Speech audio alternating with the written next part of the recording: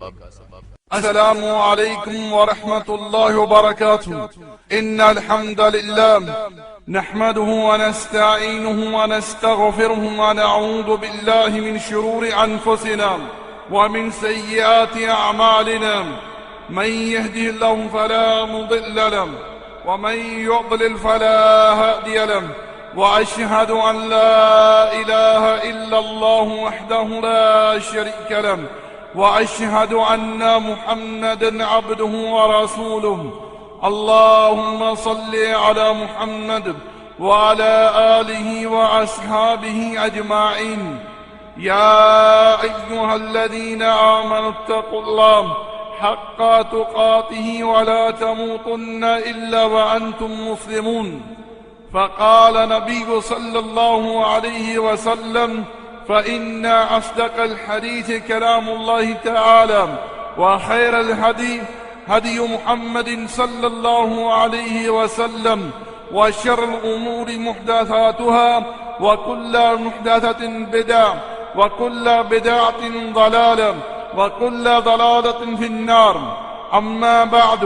معزز دوستو اسلامی بھائیو، آج اللہ رب العزت نے مجھ ناچیز کو جس موضوع کے اوپر گفتگو کرنے کا شرف بخشا ہے وہ میرا موضوع ہے مسلمانوں کی گمراہی کا سبب. اللہ رب العزت سے دعا ہے کہ رب ذوالجلال مجھے اس موضوع کا حق ادا کرنے کی توفیق عطا فرمائے اور میرے سمیت میرے تمام مسلمان بھائیوں اور اسلامی بہنوں کو حق پر ایمان رکھنے کی اور عمل کرنے کی توفیق عطا فرمائے. آمین یا رب العالمین. عزیزان قدر، سب سے پہلے میں آپ لوگوں کے سامنے اللہ کے رسول صلی اللہ علیہ وسلم کا وہ خطبہ بیان کرتا ہوں جو آپ صلی اللہ علیہ وسلم نے حجۃ الوداع کے موقع پر ارشاد فرمایا تھا. سنہ 10 ہجری کو اللہ کے رسول صلی اللہ علیہ وسلم اپنے صحابہ کرام کے ساتھ حج کے لیے نکلتی ہیں. اللہ کے نبی مکہ پہنچتی ہیں اور مناسک حج ادا فرماتی ہیں. پھر وہ وقت آتا ہے کہ اللہ کی آخری رسول اپنا عظیم و عالی شان خطبہ ارشاد فرماتی ہیں. اللہ کے رسول صلی اللہ علیہ وسلم نے اپنے صحابہ کرام کو مخاطب ہو کے ارشاد فرمایا: کیا میں نے اللہ کے پیغام کی ایک ایک بات تم تک نہیں پہنچا دی؟ صحابہ کرام جو وہاں موجود تھے عرض کرتی ہیں: اے اللہ کے رسول صلی اللہ علیہ وسلم، ہم اس بات کی گواہی دیتی ہیں کہ آپ نے رسالت کا حق ادا کیا. آپ نے اللہ رب العزت کے پیغام کی ایک ایک بات ہم تک پہنچا دی ہے. اللہ کے رسول صلی اللہ علیہ وسلم اپنا چہرہ آسمان کی طرف بلند کرتی ہیں اور عرض کرتی ہیں: اے اللہ، آپ بھی گواہ رہیو. یہ جو یہاں موجود ہیں اس بات کی گواہی دیتی ہیں کہ میں نے رسالت کا حق ادا کیا، آپ کے پیغام کی ایک ایک بات ان تک پہنچا دی ہے. اللہ کے رسول صلی اللہ علیہ وسلم خطبہ ارشاد فرما کے نیچے اترتی ہیں کہ اللہ کے رسول صلی اللہ علیہ وسلم کے اوپر سورۃ المائدہ کی آیت نمبر 3 نازل ہوتی ہے. اللہ رب العزت نے ارشاد فرمایا: اليوم اکملت لکم دینکم واتممت علیکم نعمتی ورضیت لکم الاسلام دینا. کہ آج میں نے تمہارے لیے تمہارے اس دین کو مکمل کر دیا ہے اور تمہارے اوپر اپنی نعمت کو مقرر فرما دیا ہے اور اسلام کو دین کی حیثیت سے میں نے پسند فرما لیا ہے. اللہ رب العزت نے اسلام کو اس طرح مکمل کر دیا، اس طرح اسلام کی تکمیل فرما دی کہ نہ کوئی چیز اسلام کے اندر داخل ہو سکتی ہے اور نہ کوئی چیز اسلام سے باہر جا سکتی ہے. میرے بھائیوں، اللہ رب العزت نے نبی صلی اللہ علیہ وسلم کی حیات طیبہ ہی کے اندر اسلام کو مکمل کر دیا. پیارے بھائیوں، اب وہ اسلام عند اللہ مقبول ہے جو اسلام اللہ کے رسول صلی اللہ علیہ وسلم کی حیات طیبہ ہی کے اندر اللہ رب العزت نے مکمل فرما دیا تھا۔ اللہ رب العزت کی نعمت ان مسلمانوں کے لیے ہے جو اس اسلام پر چلیں گے، جو اسلام اللہ کے رسول صلی اللہ علیہ وسلم کی حیات طیبہ کے اندر مکمل ہو چکا ہے۔ اللہ رب العزت اس اسلام سے خوش ہوگا، اس اسلام سے راضی ہوگا جو اسلام اللہ کے رسول صلی اللہ علیہ وسلم کی حیات طیبہ کے اندر مکمل ہو چکا ہے۔ اور وہ اسلام میرے بھائیوں اب ہمارے پاس قرآن کریم کی شکل میں اور نبی علیہ الصلوۃ والسلام کی صحیح احادیث کی شکل میں موجود ہے۔ پیارے بھائیوں، آج میں جن پوائنٹس کے اوپر روشنی ڈالوں گا وہ آپ سماعت کر لیجئے۔ نمبر 1، سنت کی تعریف اور اقسام۔ نمبر 2، بدعت کی تعریف۔ نمبر 3، بدعات کے بارے میں جو دلائل پیش کیے جاتی ہیں ان کا جائزہ۔ نمبر 4، بدعات کے نقصانات۔ نمبر 5، بدعتیوں کا انجام۔ نمبر 6، وہ بدعات جو اسلامی معاشرے کے اندر رائج ہو چکی ہیں۔ نمبر 7، نبی صلی اللہ علیہ وسلم کا فیصلہ اور مسلمانوں کی گمراہی کا علاج۔ پیارے بھائیوں، سب سے پہلے تمام مسلمان اس بات کو اچھی طرح اپنے ذہنوں میں بٹھا لیں کہ عمل کی قبولیت کے لیے 3 شرطیں لازم ہیں۔ پہلی شرط یہ ہے کہ عمل کرنے والا انسان موحد ہو، توحید پرست ہو، عقیدہ توحید اس کا صحیح ہو، عقیدے میں ذرا سا بھی شرک نہ پایا جاتا ہو۔ اگر اس کے عقیدے میں شرک کی آمیزش ہوئی تو اس کا عمل عند اللہ قابل قبول نہ ہوگا، جیسا کہ اللہ رب العزت نے سورۃ الزمر آیت نمبر 65 کے اندر ارشاد فرمایا، لَئِنْ أَشْرَكْتَ لَيَحْبَطَنَّ عَمَلُكَ وَلَتَكُونَنَّ مِنَ الْخَاسِرِينَ۔ اگر آپ نے شرک کا ارتکاب کیا تو آپ کے تمام اعمال برباد ہو جائیں گے اور آپ خسارہ اٹھانے والوں میں سے ہو جائیں گے۔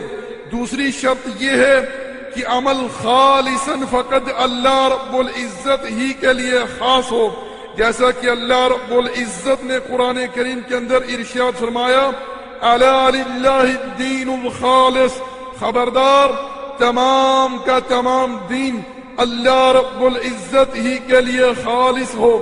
اسی طرح ایک اور مقام میں ارشاد فرمایا، وما امروا الا ليعبدوا الله مخلصین له الدین، فرمایا کہ انہیں نہیں حکم دیا گیا مگر اس بات ہی کا کہ اللہ رب العزت ہی کی خالصاً عبادت کرو۔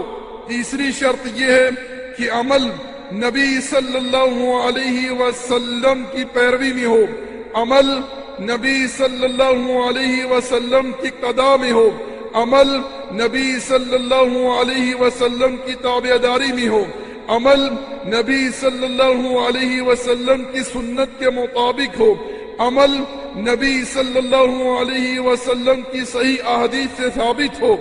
اگر میرے بھائیوں عمل اللہ کے رسول صلی اللہ علیہ وسلم کی پیروی میں نہ ہوا، عمل رسول اللہ صلی اللہ علیہ وسلم کی قضا میں نہ ہوا، عمل رسول اللہ صلی اللہ علیہ وسلم کی تابعداری میں نہ ہوا، عمل رسول اللہ صلی اللہ علیہ وسلم کی سنت کے مطابق نہ ہوا، عمل رسول اللہ صلی اللہ علیہ وسلم کی صحیح احادیث سے ثابت نہ ہوا، تو میرے بھائیوں ایسا عمل عند اللہ مردود ہوگا، ایسے عمل کی کوئی اہمیت نہ ہوگی۔ جیسا کہ صحیح مسلم کے اندر حدیث ہے، ام المؤمنین عائشہ رضی اللہ تعالی عنہ فرماتی ہیں کہ نبی صلی اللہ علیہ وسلم نے ارشاد فرمایا، من احدث فی امرنا هذا ما ليس منه وهو رد۔ ارشاد فرمایا کہ کوئی ایسا عمل کرتا ہے جو ہمارے حکم کے مطابق نہیں ہے، اس کا عمل مردود ہے، اس کی کوئی اہمیت نہیں ہے۔ اس لیے تمام مسلمانوں کے اوپر یہ بات فرض ہے کہ انہیں رسول اللہ صلی اللہ علیہ وسلم کی سنت کا علم ہو۔ پیارے بھائیوں، میں یہ چاہتا ہوں کہ آپ لوگوں کے سامنے سنت کی تعریف اور سنت کی اقسام بیان کر دوں۔ سنت کا لغوی معنی ہے طریقہ، شریعت کی اصطلاح میں سنت کہتی ہیں نبی صلی اللہ علیہ وسلم کے طریقے کو، جیسا کہ اللہ کے رسول صلی اللہ علیہ وسلم نے ارشاد فرمایا، من راغب عن سنتی فلیس منی، جس نے میرے طریقے سے منہ موڑا اس کا ہمارے ساتھ کوئی تعلق نہیں ہے۔ سنت کی 3 قسمیں ہیں میرے بھائیوں، قولی، عملی اور تقریری۔ قولی سنت نبی صلی اللہ علیہ وسلم کا فرمان، عملی سنت نبی صلی اللہ علیہ وسلم کا عمل، تقریری سنت نبی صلی اللہ علیہ وسلم کی خاموشی، یعنی اللہ کے رسول علیہ الصلاۃ والسلام نے اپنے صحابہ کرام کو عمل کرتے ہوئے دیکھا اور اس کے اوپر خاموشی اختیار کی، یہ بھی امت کے لیے قابل حجت ہے۔ پیارے بھائیوں، اللہ رب العزت نے قرآن کریم کے اندر نبی صلی اللہ علیہ وسلم کی پیروی کو، آپ کی تابعداری کو ہمارے لیے فرض قرار دیا ہے۔ ارشاد فرمایا، قل ان کنتم تحبون اللہ فاتبعونی یحببکم اللہ ویغفر لکم ذنوبکم واللہ غفور الرحیم۔ فرمایا کہ پیارے نبی آپ کہہ دیجئے، اے لوگو، اگر تمہیں اللہ سے محبت ہے تو میری پیروی کرو، اللہ تم سے محبت کرے گا، اللہ تمہارے گناہ بخش دے گا، بے شک وہ بڑا معاف کرنے والا اور رحم کرنے والا ہے۔ پیارے بھائیوں، جیسا کہ آپ نے شروع میں ہمارے درس کا عنوان سن لیا ہے کہ آج ہمارا موضوع ہے مسلمانوں کی گمراہی کا سبب۔ آپ لوگ سوچتے ہوں گے کہ وہ کون سی چیز ہے جو مسلمانوں کی گمراہی کا سبب بنی، تو میرے بھائیوں، اس بات کو ہر مسلمان اپنے ذہن میں اچھی طرح بٹھا لے، وہ ہے بدعات۔ اللہ کے رسول صلی اللہ علیہ وسلم نے تمام کی تمام بدعات کو گمراہی قرار دیا ہے۔ ارشاد فرمایا، کل بدعت ضلالہ وکل ضلالۃ فی النار، تمام کی تمام بدعات جو ہیں وہ گمراہی ہیں، اور جتنی بھی یہ گمراہی ہیں آگ کے اندر جائیں گی۔ اس بات کو آپ لوگ اچھی طرح سمجھ چکے ہیں کہ مسلمانوں کی گمراہی کے اسباب میں سے ایک سبب یہ بھی ہے کہ آج امت مسلمہ کا ایک کثیر تعداد میں طبقہ شرک اور بدعات کے سمندر میں ڈوبا ہوا ہے۔ اس لیے تمام مسلمانوں کے اوپر یہ بات لازم آتی ہے کہ انہیں بدعات کے بارے میں علم ہونا چاہیے کہ بدعت کسے کہتی ہے، بدعت کی تعریف کیا ہے، بدعات کے نقصانات کیا ہیں، بدعتیوں کا انجام کیا ہے، اور وہ کون کون سی بدعات ہیں جو ہمارے اسلامی معاشرے کے اندر رائج ہو چکی ہیں اور ان کا علاج کس طرح کیا جائے۔ لغت میں بدعت ہر اس چیز کو کہتی ہیں جس کا پہلے سے کوئی وجود نہ ہو، وہ چیز نئے سرے سے وجود میں آئے، جیسا کہ اللہ رب العزت نے قرآن کریم کے اندر ارشاد فرمایا، بدیع السماوات والارض، اللہ نے زمین اور آسمانوں کو نئے سرے سے پیدا کیا، یعنی پہلے ان کا وجود نہ تھا، اللہ رب العزت نے ان کو نئے سرے سے پیدا کیا۔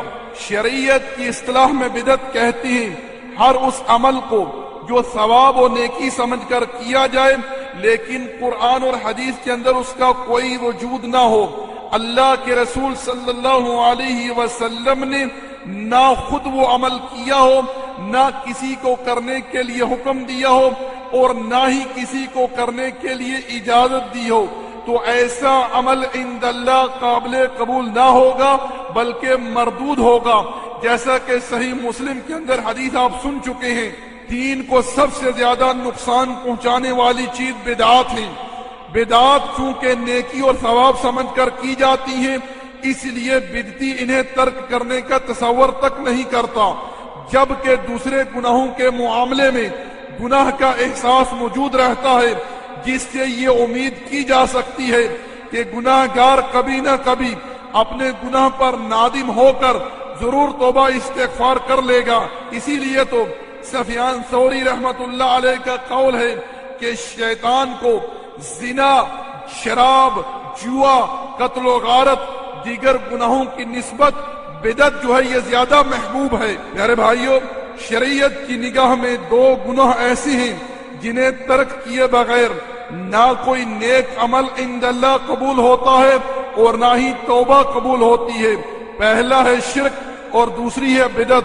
شرک کے بارے میں اللہ کے رسول صلی اللہ علیہ وسلم کا فرمان ہے کہ اللہ رب العزت اپنے بندے کی توبہ تب تک قبول کرتا رہتا ہے جب تک اللہ اور بندے کے درمیان پردہ حائل نہیں ہو جاتا۔ صحابہ کرام نے نبی صلی اللہ علیہ وسلم سے دریافت کیا، اللہ کے رسول پردہ کیا ہے؟ اللہ کے رسول صلی اللہ علیہ وسلم نے ارشاد فرمایا، بندہ اس حال میں مرے کہ وہ اللہ رب العزت کے ساتھ شرک کرتا تھا۔ اور بدعات کے بارے میں اللہ کے رسول صلی اللہ علیہ وسلم کا فرمان ہے کہ اللہ رب العزت بدعتی کی توبہ قبول نہیں کرتا جب تک کہ وہ بدعات کو چھوڑ نہ دے۔ یہ حدیث طبرانی کے اندر ہے۔ پیارے بھائیوں، اب میں آپ لوگوں کے سامنے اہل بدعت کے ان دلائل کا جائزہ لینا چاہتا ہوں جو دلائل وہ بدعات کے جواز میں پیش کرتی ہیں۔ سب سے پہلے جناب عمر رضی اللہ تعالی عنہ کا وہ قول ہے جب انہوں نے صحابہ کرام کو ابی ابن کعب اور تمیم داری رضی اللہ تعالی عنہم کے پیچھے تراویح کی نماز کے لیے جمع کیا تھا۔ اس موقع پر انہوں نے ارشاد فرمایا تھا، ان کانت ہذہ بدع فنعم البدع، اگر یہ عمل بدعت ہے تو اچھی بدعت ہے۔ اس بات کو دلیل بنا کر اہل بدعت نے اسلام کے اندر بدعات کے انبار لگا دیے۔ میرے بھائیوں، میرے دوستوں، اس بات کو اچھی طرح اپنے ذہنوں میں بٹھا لو کہ جناب عمر رضی اللہ تعالی عنہ خلفاء راشدین میں سے ہیں جن کی پیروی کرنے کے لیے اللہ کے نبی نے اپنی امت کو حکم دیا ہے۔ ارشاد فرمایا، علیکم بسنتی وسنت الخلفاء الراشدین المہدیین من بعدی، کہ تمہارے لیے میرا طریقہ اور میرے بعد جو میرے خلفاء آئیں گے ہدایت یافتہ، ان کے طریقے کو مضبوطی سے تھامنا۔ تو جناب عمر رضی اللہ تعالی عنہ خلفاء راشدین میں سے ہیں جن کی پیروی کرنے کے لیے خود اللہ کے رسول نے اپنی امت کو حکم دیا ہے۔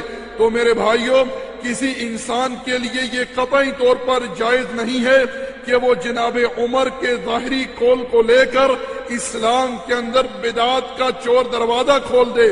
عمر رضی اللہ تعالی عنہ نے یہ جو فرمایا تھا یہ اچھی بدعت ہے، ان کا یہ فرمانا شرعی اصطلاح میں نہیں تھا بلکہ لغوی اصطلاح میں تھا۔ جیسا کہ آپ لوگ پیچھے سن چکے ہیں کہ شرعی اصطلاح میں بدعت اسے کہتی ہیں جو عمل نیکی اور ثواب سمجھ کر کیا جائے لیکن اس کی اصل قرآن اور حدیث کے اندر موجود نہ ہو۔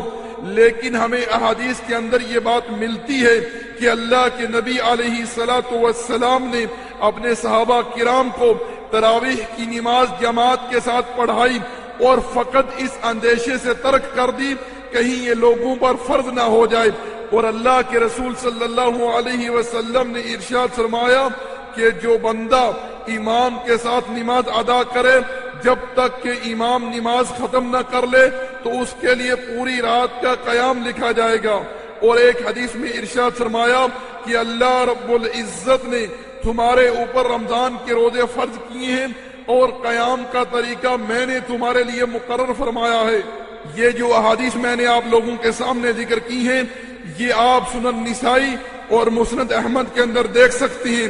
جب نبی صلی اللہ علیہ وسلم کی وفات ہو گئی، وحی کا سلسلہ منقطع ہو گیا، فرضیت کا اندیشہ ختم ہو گیا، تو جناب عمر رضی اللہ تعالی عنہ نے نبی صلی اللہ علیہ وسلم کی چاہت کو عملی جامہ پہنا دیا اور صحابہ کرام کے اندر اس سنت کو دوبارہ زندہ کر دیا۔ اور ایک بات یہاں یہ بھی سمجھ لیجئے کہ احادیث کا جتنا ذخیرہ ہم تک پہنچا ہے وہ صحابہ کرام کے ذریعے پہنچا ہے۔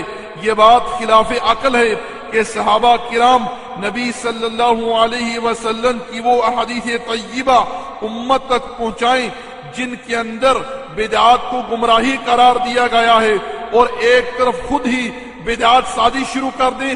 ھذا بہتان عظیم۔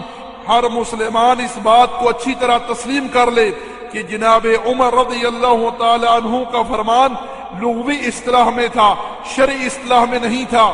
اس لیے جناب عمر رضی اللہ تعالی عنہ کی بات کسی بھی بدعتی کے لیے بدعات کی دلیل نہیں بن سکتی۔ اور آخر میں یہ کہنا چاہوں گا کہ جب نبی صلی اللہ علیہ وسلم نے خود ہی اپنی زبان مبارک سے یہ ارشاد فرما دیا کل بدعت ضلالہ وکل ضلالۃ فی النار، تمام کی تمام بدعت گمراہی ہیں اور جتنی بھی گمراہی یہ آگ کے اندر جائیں گی۔ دوسری دلیل جو اہل بدعت اپنی بدعات کے جواز میں پیش کرتی ہیں کہ نبی صلی اللہ علیہ وسلم کی وفات کے بعد جناب ابی بکر رضی اللہ تعالی عنہ کے حکم سے قرآن کریم ایک جگہ مصحف میں جمع کیا گیا۔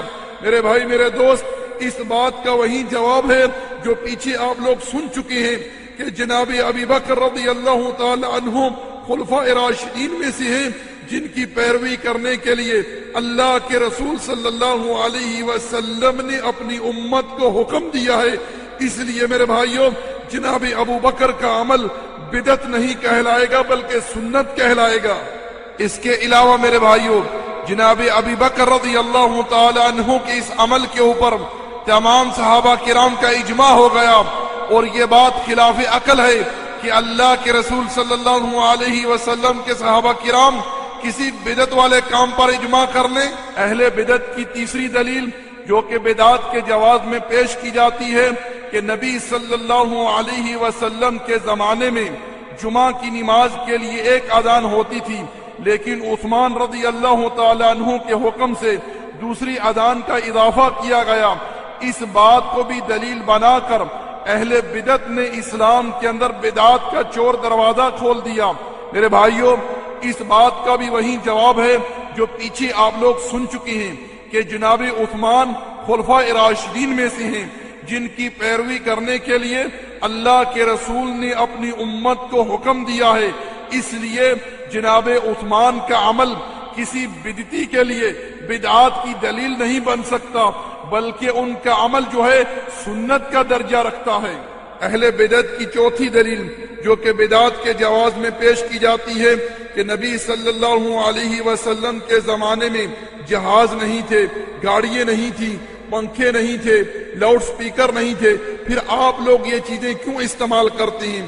میرے بھائیوں میرے دوستو، یہ جو مباح چیزیں ہیں جن کا عبادات سے کوئی تعلق نہیں ہے، یہ رسول اللہ صلی اللہ علیہ وسلم کے اس حکم کے تحت آتی ہیں جس میں آپ نے ارشاد فرمایا انتم عالم بعمر دنیاکم، تم لوگ اپنے دنیاوی امور کو زیادہ بہتر جانتے ہو۔ صحیح مسلم کے اندر یہ حدیث ہے۔ اسی طرح اللہ رب العزت نے قرآن کریم کے اندر ارشاد فرمایا وَأَعِدُّ لَهُم مَّا اسْتَطَعْتُم مِّن قُوَّةٍ، تم ان کافروں کے مقابلے میں اپنی قوت کو تیار کرو، جہاز، جنگی سامان، ان چیزوں کو تیار رکھو ان کے لیے۔ اور ویسے بھی میرے بھائیوں، ان چیزوں کو لغوی اصطلاح میں بدعت کہا جا سکتا ہے، نہ کہ شرعی اصطلاح میں۔ شرعی اصطلاح میں بدعت ان چیزوں کو کہتی ہیں جو کہ ثواب اور نیکی سمجھ کر کی جائیں لیکن ان کی اصل قرآن اور حدیث کے اندر موجود نہ ہو۔ اس لیے میرے بھائیوں، یہ بات بھی اہل بدعت کی بدعت کی جواز کی دلیل نہیں بن سکتی۔ پیارے بھائیوں، اب میں آپ لوگوں کے سامنے اس بات کا جائزہ لینا چاہتا ہوں، کیا دین کے اندر کوئی اچھی بدعت بھی ہے؟ کیونکہ آج اگر اہل بدعت سے کہا جائے آپ یہ جو کام کر رہے ہیں یہ بدعات پر مشتمل ہیں، تو آگے سے جواب یہ ملتا ہے یہ ایک اچھی بدعت ہے، ہم اگر کر رہے ہیں تو نیک کام ہی کر رہے ہیں، نماز پڑھ رہے ہیں، روزے رکھ رہے ہیں، حج کر رہے ہیں، اللہ کا ذکر کر رہے ہیں، قرآن کی تلاوت کر رہے ہیں، نبی صلی اللہ علیہ وسلم پر درود پڑھ رہے ہیں، کوئی اچھا عمل ہی کر رہے ہیں، کوئی برا تو نہیں کر رہے، کوئی زنا تو نہیں کر رہے، کوئی شراب تو نہیں پی رہے، کوئی جوا تو نہیں کھیل رہے، کوئی سود تو نہیں کھا رہے، کوئی گانے تو نہیں سن رہے۔ غرض اس طرح کی باتیں کر کے اپنا الو سیدھا کیا جاتا ہے۔ ان باتوں کے جواب میں میں آپ لوگوں کے سامنے وہ حدیث بیان کرنا چاہتا ہوں جو کہ صحیح بخاری کے اندر ہے، جس کے راوی انس ابن مالک رضی اللہ تعالی عنہ بیان کرتے ہیں کہ اللہ کے رسول صلی اللہ علیہ وسلم کی ازواج کے پاس 3 شخص آئے۔ انہوں نے نبی صلی اللہ علیہ وسلم کی عبادت کا طریقہ دریافت کرنا چاہا کہ اللہ کے رسول صلی اللہ علیہ وسلم گھر میں کس طرح عبادت کیا کرتے تھے۔ ان کو بتلایا گیا کہ اللہ کے رسول صلی اللہ علیہ وسلم رات کو نماز پڑھتے ہیں، سوتے بھی ہیں۔ اللہ کے رسول صلی اللہ علیہ وسلم روزے رکھتے ہیں، افطار بھی کرتے ہیں۔ انہوں نے کہا کہ ہم میں سے نبی صلی اللہ علیہ وسلم کے مقام و مرتبے کو کون پہنچ سکتا ہے؟ اللہ رب العزت نے آپ کی ہر چیز معاف کر دی ہے، آپ معصوم ہیں۔ ایک نے کہا میں ساری رات نماز پڑھوں گا، کبھی آرام نہیں کروں گا۔ ایک نے کہا میں ہمیشہ روزے رکھوں گا، کبھی افطار نہیں کروں گا۔ ایک نے کہا میں کبھی نکاح نہیں کروں گا۔ میرے بھائیوں، میرے دوستوں، آپ لوگ غور کرو، ان صحابہ کرام کی نیت میں کوئی فرق تھا؟ ان کی نیت اچھی ہی تھی۔ ایک نے اس بات کا ارادہ کیا کہ میں ساری رات تہجد کی نماز پڑھوں گا۔ ایک نے اس بات کا ارادہ کیا میں ہمیشہ روزے رکھوں گا، کبھی افطار نہیں کروں گا۔ ایک نے اس بات کا ارادہ کیا میں کبھی نکاح نہیں کروں گا، بیوی بچے ہوں گے، اللہ کے ذکر سے غفلت برتی جائے گی، اس لیے میں کبھی شادی نہیں کروں گا۔ پیارے بھائیوں، غور کرو، جب اللہ کے رسول صلی اللہ علیہ وسلم گھر تشریف لاتے ہیں، آپ کو اس بارے میں علم ہوتا ہے، آپ صلی اللہ علیہ وسلم مسجد میں تشریف لے جاتے ہیں، لوگوں کو جمع کرتے ہیں اور ارشاد فرماتے ہیں اے لوگوں، میں تم میں سے سب سے زیادہ اللہ سے ڈرنے والا ہوں۔ آپ نے ارشاد فرمایا میں رات کو نماز پڑھتا ہوں اور آرام بھی کرتا ہوں، اور میں روزے رکھتا ہوں، افطار بھی کرتا ہوں، اور میں نے نکاح بھی کیے ہیں۔ فمن رغب عن سنتی فلیس منی، اگر جس نے میرے طریقے سے منہ موڑا اس کا مجھ سے کوئی تعلق نہیں ہے۔ آپ لوگوں نے سماعت کیا کہ اللہ کے رسول صلی اللہ علیہ وسلم نے قطعی طور پر کسی کو اس بات کی اجازت نہیں دی کہ آپ کی سنت سے تجاوز کیا جائے۔ اللہ کے رسول صلی اللہ علیہ وسلم کو یہ بات پسند نہ آئی کہ کوئی دین اسلام کے اندر کوئی نیک عمل اپنی من مرضی سے کرنے کی کوشش کرے۔ آپ صلی اللہ علیہ وسلم نے یہ بات بیان کر کے بات ہی ختم کر دی کہ جو میرے طریقے سے منہ موڑے گا اس کا مجھ سے کوئی تعلق نہیں، چاہے اس کی نیت کتنی ہی اچھی ہو، اس کا عمل کتنا ہی بہتر ہو، لیکن وہ عمل اگر ہماری سنت کے مطابق نہ ہوا تو اس کا وہ عمل اس کی طرف مردود ہے، اس کی کوئی اہمیت نہیں ہے۔ آئیے دوسری حدیث سنیے جو کہ صحیح مسلم کے اندر ہے، جس کے راوی براء ابن عازب ہیں رضی اللہ تعالی عنہ بیان کرتے ہیں ایک دفعہ اللہ کے رسول صلی اللہ علیہ وسلم نے مجھے رات کو سونے سے پہلے ایک دعا سکھلائی جس کی ابتدا یوں ہوتی ہے اللہم اسلمت نفسی الیک، اور آخری کلمات یہ ہیں وَبِكِتَابِكَ الَّذِي أَنزَلْتَ وَبِنَبِيِّكَ الَّذِي أَرْسَلْتَ۔ براء ابن عازب کہتی ہیں اللہ کے نبی مجھے یہ دعا سکھلا کر چلے گئے، جب آپ واپس آئے تو میں اس دعا کی آخری کلمات کو اس طرح کہہ رہا تھا وَبِكِتَابِكَ الَّذِي أَنزَلْتَ وَبِرَسُولِكَ الَّذِي أَرْسَلْتَ، کہ اللہ میں ایمان لایا اس کتاب کے اوپر جو تو نے نازل کی ہے اور اس رسول کے اوپر جو تو نے بھیجا ہے۔ اللہ کے رسول صلی اللہ علیہ وسلم نے جب اپنی تعلیم کے خلاف کلمہ میری زبان سے سنا کہ میں نے نبی کی جگہ رسول کا کلمہ کہنا شروع کر دیا ہے، تو نبی صلی اللہ علیہ وسلم نے ارشاد فرمایا کہ وہی کہو جس کی میں نے تمہیں تعلیم دی ہے۔ آپ لوگ ذرا توجہ کریں کہ اللہ کے نبی علیہ السلام اللہ کے رسول بھی ہیں، اللہ کے نبی بھی ہیں، لیکن اللہ کے نبی نے یہ بات قطعی طور پر پسند نہ کی کہ آپ کی تعلیم سے ہٹ کر کوئی بات کرے۔ اللہ کے رسول صلی اللہ علیہ وسلم نے جب اس صحابی کی زبان سے نبی کی جگہ رسول کا کلمہ سنا تو فوراً ان کو ٹوکا، کہا کہ وہی کہو جس کی میں نے تمہیں تعلیم دی ہے، اپنی من مرضی سے دین کے اندر کسی بات کی زیادتی مت کرو۔ میں آپ لوگوں سے پوچھنا چاہتا ہوں کیا اس صحابی کی نیت میں کوئی فرق تھا؟ اس نے کوئی برا کلمہ کہنے کی نیت کی یا کوئی برا کلمہ ادا کیا اپنی زبان سے جس کے اوپر اللہ کے رسول صلی اللہ علیہ وسلم نے ان کو ٹوکا؟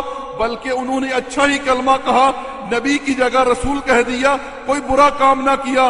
لیکن سبحان اللہ، اللہ کے رسول صلی اللہ علیہ وسلم کے کانوں میں جب یہ آواز پڑتی ہے کہ میرا یہ صحابی میری دی ہوئی تعلیم سے ہٹ کر بات کر رہا ہے، تو اللہ کے رسول صلی اللہ علیہ وسلم نے فوراً گرفت فرمائی اور اپنے صحابی کی اصلاح کی۔ آئیے ایک اور حدیث سنیے جو کہ ابی داؤد کے اندر ہے۔ عبداللہ ابن عمر رضی اللہ تعالی عنہما اپنے شاگرد نافع رحمت اللہ علیہ کے ساتھ ایک سفر میں ہیں۔ عبداللہ ابن عمر رضی اللہ تعالی عنہما نابینا ہو چکے ہیں، نماز کا وقت ہوتا ہے، ایک مسجد میں داخل ہوتے ہیں، نماز کے لیے انتظار کر رہے ہیں، اتنے میں اقامت ہوتی ہے، امام اٹھتا ہے، لوگوں کو اس طرح پکارتا ہے، السلام السلام۔ جناب عبداللہ ابن عمر رضی اللہ تعالی عنہما کے کانوں میں جب یہ آواز پڑتی ہے، اپنے شاگرد نافع رحمت اللہ علیہ سے کہتی ہیں، اٹھو اس مسجد سے نکل چلو، ہم اس بدعتی کے پیچھے نماز نہیں پڑھیں گے۔ آج اس نے وہ کلمات کہے ہیں جن کلمات کو ہم نبی صلی اللہ علیہ وسلم کے زمانے میں نہیں جانتے تھے۔ نبی صلی اللہ علیہ وسلم کے زمانے میں نماز کے لیے اذان ہوتی تھی، اقامت ہوتی تھی۔ آج اس نے وہ عمل ایجاد کیا ہے جو بدعت پر مشتمل ہے، ہم اس بدعتی امام کے پیچھے نماز نہیں پڑھیں گے۔ میں آپ لوگوں سے پوچھنا چاہتا ہوں، کیا اس امام نے کوئی غلط بات کہی تھی؟ کسی کو زنا کی دعوت دی تھی؟ کسی کو شراب کی دعوت دی تھی؟ جو عبداللہ ابن عمر رضی اللہ تعالی عنہما جیسے جلیل القدر صحابی نے اس کے پیچھے نماز پڑھنا گوارا نہ کی، بلکہ اس نے لوگوں کو نماز ہی کے لیے آواز دی، ایک اچھی بات کہی، لیکن سبحان اللہ اس کی اچھی بات اللہ کے رسول صلی اللہ علیہ وسلم کی سنت کے مطابق نہیں تھی بلکہ بدعت پر مبنی تھی۔ آئیے ایک اور حدیث سنیے جو کہ سنن دارمی کے اندر ہے۔ جناب عبداللہ ابن مسعود رضی اللہ تعالی عنہ کو خبر پہنچتی ہے کہ کوفہ کے اندر کچھ لوگ مسجد میں جمع ہیں، ان کے سامنے پتھر کے کنکر پڑے ہوئے ہیں، ان میں سے ایک آدمی لوگوں کو حکم دیتا ہے کہ 100 دفعہ سبحان اللہ کہو، 100 دفعہ الحمدللہ کہو، 100 دفعہ اللہ اکبر کہو۔ جناب عبداللہ ابن مسعود رضی اللہ تعالی عنہ اس مسجد میں پہنچتے ہیں اور ان لوگوں کو مخاطب ہو کے ارشاد فرماتی ہیں، اے امت محمد تمہیں کیا ہو گیا ہے؟ ابھی تک تو اللہ کے رسول صلی اللہ علیہ وسلم کے برتن نہیں ٹوٹے اور تم لوگوں نے دین کے اندر بدعات ایجاد کر لی ہیں۔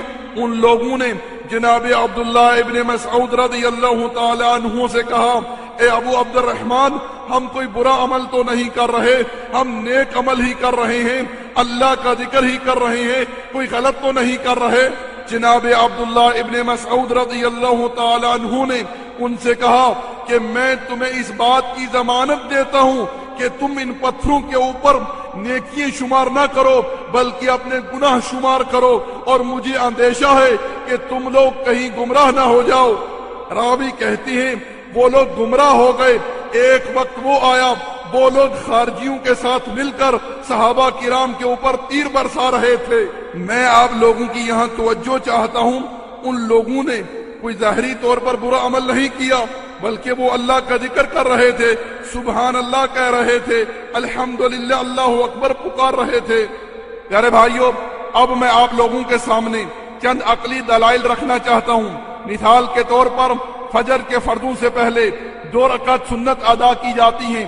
اگر کوئی بندہ یہ کہے کہ میں 2 کے بجائے 3 پڑھوں گا، کیا آپ لوگ اس کے اس عمل کو اچھی بدعت کہو گے یا ایک بدترین جسارت کہو گے جو اس نے نبی صلی اللہ علیہ وسلم کی سنت سے تجاوز کرنے پر کی؟ بے شک ہر وہ آدمی جو اللہ اور اس کے رسول صلی اللہ علیہ وسلم پر ایمان رکھتا ہے وہ اس کے اس عمل کو گمراہی قرار دے گا۔ دوسری مثال سنیے، لوگ طواف کے ساتھ چکر لگاتے ہیں۔ اگر کوئی بندہ یہ کہے کہ میں 7 کے بجائے 8 لگاؤں گا، کیا آپ لوگ اس کے اس عمل کو اچھی بدعت کہو گے یا ایک بدترین جسارت کہو گے جو اس نے اللہ اور اس کے رسول صلی اللہ علیہ وسلم کی تعلیمات سے بڑھ کر کرنے کی کوشش کی؟ آئیے میرے بھائیوں، امام مالک رحمت اللہ علیہ کے بارے میں سنیے جو کہ امام دار الحجرہ کہلاتے تھے۔ ان کے پاس ایک آدمی آتا ہے اور کہتا ہے، اے ابو عبداللہ میں احرام باندھنا چاہتا ہوں، کہاں سے باندھ کر جاؤں؟ امام مالک رحمت اللہ علیہ نے کہا وہاں سے باندھو جہاں سے رسول اللہ صلی اللہ علیہ وسلم نے باندھا تھا، یعنی ذو الحلیفہ سے۔ اس بندے نے کہا بلکہ میرا جی تو یہ چاہتا ہے کہ میں رسول اللہ صلی اللہ علیہ وسلم کی قبر کے پاس سے احرام باندھ کر جاؤں۔ امام مالک رحمت اللہ علیہ نے ارشاد فرمایا مجھے خطرہ ہے کہ تو کسی فتنے میں مبتلا نہ ہو جائے۔ اس بندے نے کہا اے ابو عبداللہ اس میں فتنے میں مبتلا ہونے والی کون سی بات ہے؟ احرام تو باندھنا ہے، جہاں سے مرضی باندھ لو، وہاں سے باندھ لو، یہاں سے باندھ لو، چند قدموں ہی کی بات ہے۔ امام مالک رحمت اللہ علیہ نے ارشاد فرمایا اس سے بڑھ کر کون سا فتنہ ہو سکتا ہے کہ تو اس بات کی جسارت کرے کہ تو اس معاملے میں نبی صلی اللہ علیہ وسلم سے سبقت لے جانا چاہتا ہے۔ پھر امام مالک رحمت اللہ علیہ نے قرآن کریم کی ایک آیت تلاوت کی جس میں اللہ رب العزت نے ارشاد فرمایا فَلْيَحْذَرِ الَّذِينَ يُخَالِفُونَ عَنْ أَمْرِهِ أَن تُصِيبَهُمْ فِتْنَةٌ أَوْ يُصِيبَهُمْ عَذَابٌ عَلِيمٌ۔ اللہ رب العزت نے ارشاد فرمایا ایسے لوگوں کو ڈرنا چاہیے جو میرے رسول کی سنت کی مخالفت کرتے ہیں کہ یہ کسی فتنے میں مبتلا نہ ہو جائیں یا ان کے اوپر کوئی رسوا کن عذاب نہ آ جائے۔ تو اس بات کو اچھی طرح سمجھ لیجئے کہ دین اسلام کے اندر اچھی اور بری بدعت کی کوئی تفریق نہیں ہے، بلکہ اللہ کے رسول صلی اللہ علیہ وسلم نے تمام کی تمام بدعات کو گمراہی قرار دیا ہے۔ ارشاد فرمایا کل بدعت ضلالہ وکل ضلالۃ فی النار، تمام کی تمام بدعت گمراہی ہیں اور تمام کی تمام گمراہیاں آگ کے اندر جائیں گی۔ اس لیے ہر کلمہ پڑھنے والا مسلمان اپنے دل و دماغ سے اس بات کا تصور ہی ختم کر دے کہ اسلام کے اندر نہ کوئی اچھی بدعت اور نہ کوئی بری بدعت، بلکہ تمام کی تمام بدعت جو ہیں وہ گمراہی ہیں اور ہر گمراہی کا ٹھکانہ آگ ہے۔ پیارے بھائیوں، اب میں آپ لوگوں کے سامنے بدعات کے چند نقصانات بیان کرنا چاہتا ہوں۔ نمبر 1، بدعات کے سبب عوام الناس کی توجہ فرائض اور سنتوں کی طرف کم ہو جاتی ہے۔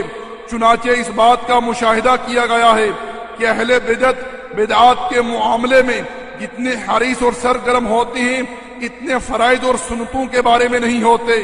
گویا وہ بدعات پر مشتمل کاموں کو بطور عبادت انجام دیتے ہیں اور فرائض اور سنتوں کو بطور عادت اور وظیفہ انجام دیتے ہیں، اور یہ چیز دین کی الٹ ہے۔ نمبر 2، بدعت پر عمل کرنے کا انجام یہ ہوتا ہے کہ معروف منکر بن جاتا ہے اور منکر معروف بن جاتا ہے، کیونکہ ایسے لوگوں میں انبیاء علیہم السلام کے دین سے جہالت، بے رغبتی اور ذہنی دوری پیدا ہو جاتی ہے، جس کی وجہ سے یہ لوگ اسلامی تعلیمات کے برعکس خود ساختہ افعال اور اعمال میں سرگرم رہتے ہیں۔ اسی طرح ان کی ساری زندگی شرک اور بدعات کی وادیوں میں بھٹکتی ہوئی گزرتی ہے۔ نمبر 3، بدعات پر عمل کرنے والا آدمی نبی صلی اللہ علیہ وسلم کے فرمان کے مطابق بہت ساری سنتوں سے محروم ہو جاتا ہے جو ان کی بدعات کی وجہ سے اٹھا لی جاتی ہیں۔ نمبر 4، بدعات کا ایک نقصان یہ بھی ہے کہ یہ دلوں کو بڑی خوبصورت اچھی لگتی ہیں، چنانچہ لوگ خرافات کا شکار ہو کے قرآن و سنت کی تعلیمات سے لاپرواہ اور بے نیاز ہو جاتے ہیں۔ چنانچہ اس بات کا مشاہدہ آپ لوگوں نے خود کیا ہوگا کہ بدعتی لوگ جتنی پابندی بدعات کی کرتے ہیں اتنی پابندی میرے بھائیوں 5 وقت کی نمازوں کی بھی نہیں کرتے۔ نمبر 5، بدعت کے ارتکاب سے دل سخت ہو جاتے ہیں اور ہدایت سے محروم ہو جاتے ہیں، کیونکہ میرے بھائیوں حدیث کے اندر اللہ کے رسول صلی اللہ علیہ وسلم نے بدعت کو گمراہی قرار دیا ہے، اور جس دل میں گمراہیوں کی تاریکی ہوگی وہاں نور ہدایت کہاں ہوگا۔ نمبر 6، بدعات ریاکاری کا زینہ ہے اور شرک کا دروازہ ہے۔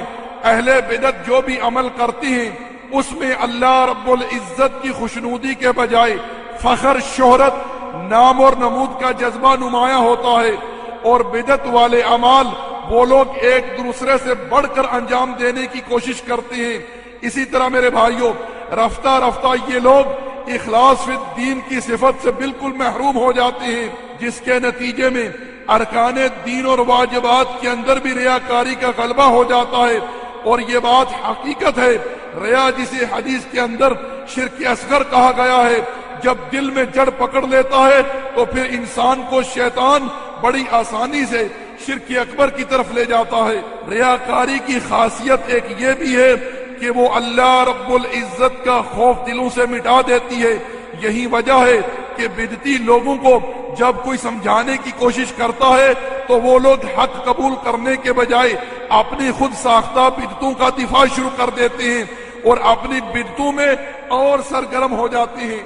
نمبر 7، جو لوگ بدعات کے مرتکب ہیں ان کے چہرے سے نور ایمان ختم ہو جاتا ہے۔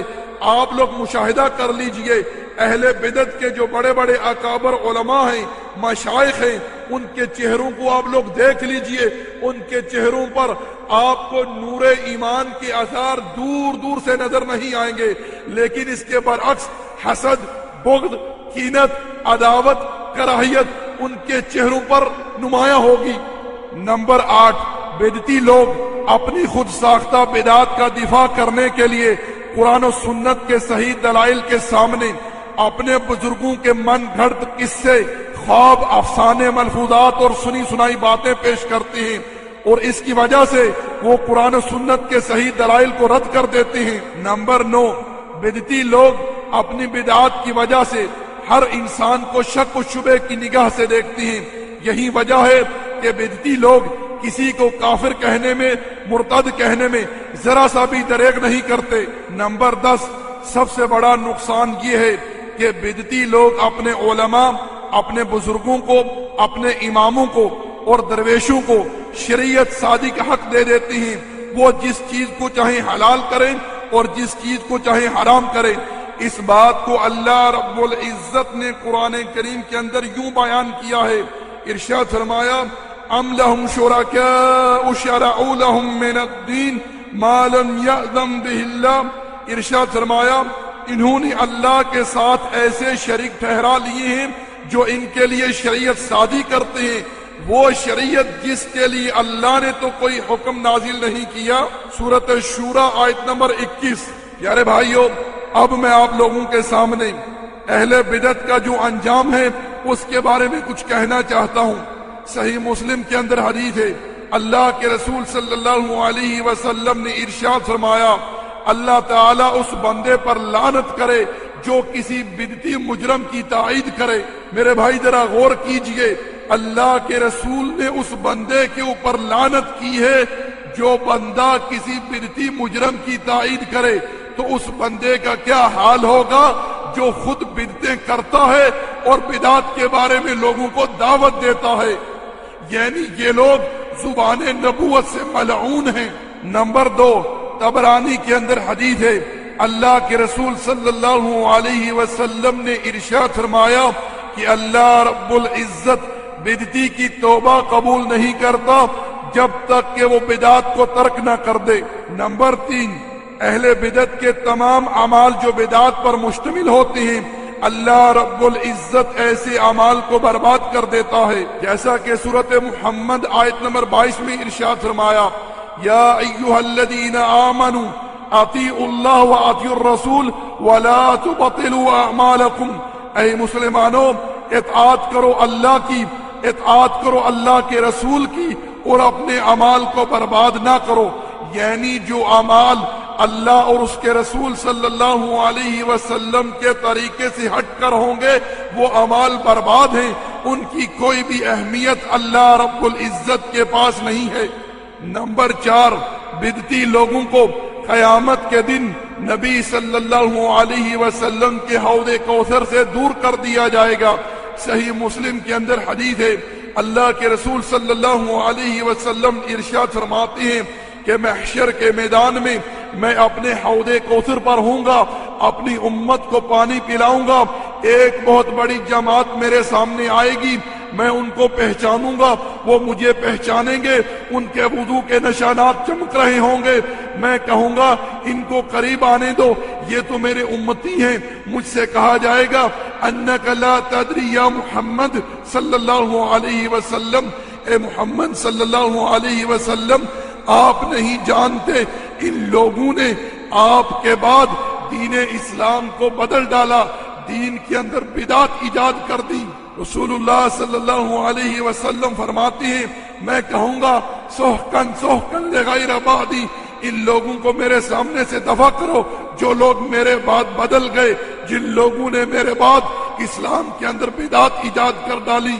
نمبر 5، اہل بدعت کے اعمال کا قیامت کے دن کوئی وزن نہیں کیا جائے گا، جیسا کہ اللہ رب العزت نے سورۃ الکہف آیت نمبر 103 اور 4 میں ارشاد فرمایا قُلْ هَلْ نُنَبِّئُكُمْ بِالْأَخْسَرِينَ أَعْمَالًا، پیارے رسول آپ کہہ دیجئے کیا میں تمہیں ان لوگوں کے بارے میں خبر نہ دوں جو اعمال کے اعتبار سے سب سے زیادہ خسارے میں ہیں؟ الذين ضل سعيهم في الحياة الدنيا وهم يحسبون انهم يحسنون صنعا، یہ وہ لوگ ہیں جن کی زندگی کی تمام تر کوششیں ناکام ہو گئی اور یہ لوگ اپنے تئیں یہ گمان کر رہے ہیں یہ بہت اچھی عمل کر رہے ہیں۔ اولئک الذین کفروا بآیات ربهم ولقائه فحبطت اعمالهم فلا نقیم لهم یوم القیامة وزنا۔ ارشاد فرمایا یہی وہ لوگ ہیں جنہوں نے اپنے پروردگار کی آیتوں کے ساتھ اور اس کی ملاقات کے ساتھ کفر کیا، ان کے تمام اعمال برباد ہو جائیں گے اور قیامت کے دن ان کے اعمال کا کوئی وزن نہیں کیا جائے گا۔ اس لیے میں ان لوگوں سے گزارش کرتا ہوں جو لوگ بدعت خرافات میں ڈوبے ہوئے ہیں کہ وہ لوگ اب وقت ہے اللہ کے حضور سچی اور خالص توبہ کر لیں ان بدعات سے، ورنہ قیامت کے دن ان اعمال کا کوئی وزن نہیں ہوگا۔ اسی طرح میرے بھائیوں قیامت کے دن اہل بدعت کو جہنم کی آگ کے اندر داخل کر دیا جائے گا، جیسا کہ اللہ رب العزت نے سورۃ الغاشیہ کی ابتدائی آیات میں ارشاد فرمایا هل اتاك حدیث الغاشیہ وجوہ یومئذ خاشعہ عاملۃ ناصبہ تصلی نارا حامیہ۔ ارشاد فرمایا کیا تجھے بھی چھپا لینے والی یعنی قیامت کی خبر پہنچی ہے؟ اس دن بہت سے چہرے ذلیل ہوں گے اور محنت کرنے والے تھکے ہوئے ہوں گے، لیکن ان کو دہکتی ہوئی آگ کے اندر داخل کر دیا جائے گا۔ پیارے بھائیوں آپ لوگوں نے غور کیا ہے کہ اللہ رب العزت نے ارشاد فرمایا وجوہ یومئذ خاشعہ عاملۃ ناصبہ تصلی نارا حامیہ۔ ارشاد فرمایا کچھ چہرے اس دن ذلیل و خوار ہوں گے، عمل کر کر کے تھکے ہوئے ہوں گے، لیکن ان کو دہتی ہوئی آگ کے اندر داخل کر دیا جائے گا۔ اے میرے بھائیوں ان کو کیوں آگ کے اندر داخل کیا جائے گا؟ کیونکہ ان کے جو اعمال ہوں گے وہ بدعت پر مشتمل ہوں گے۔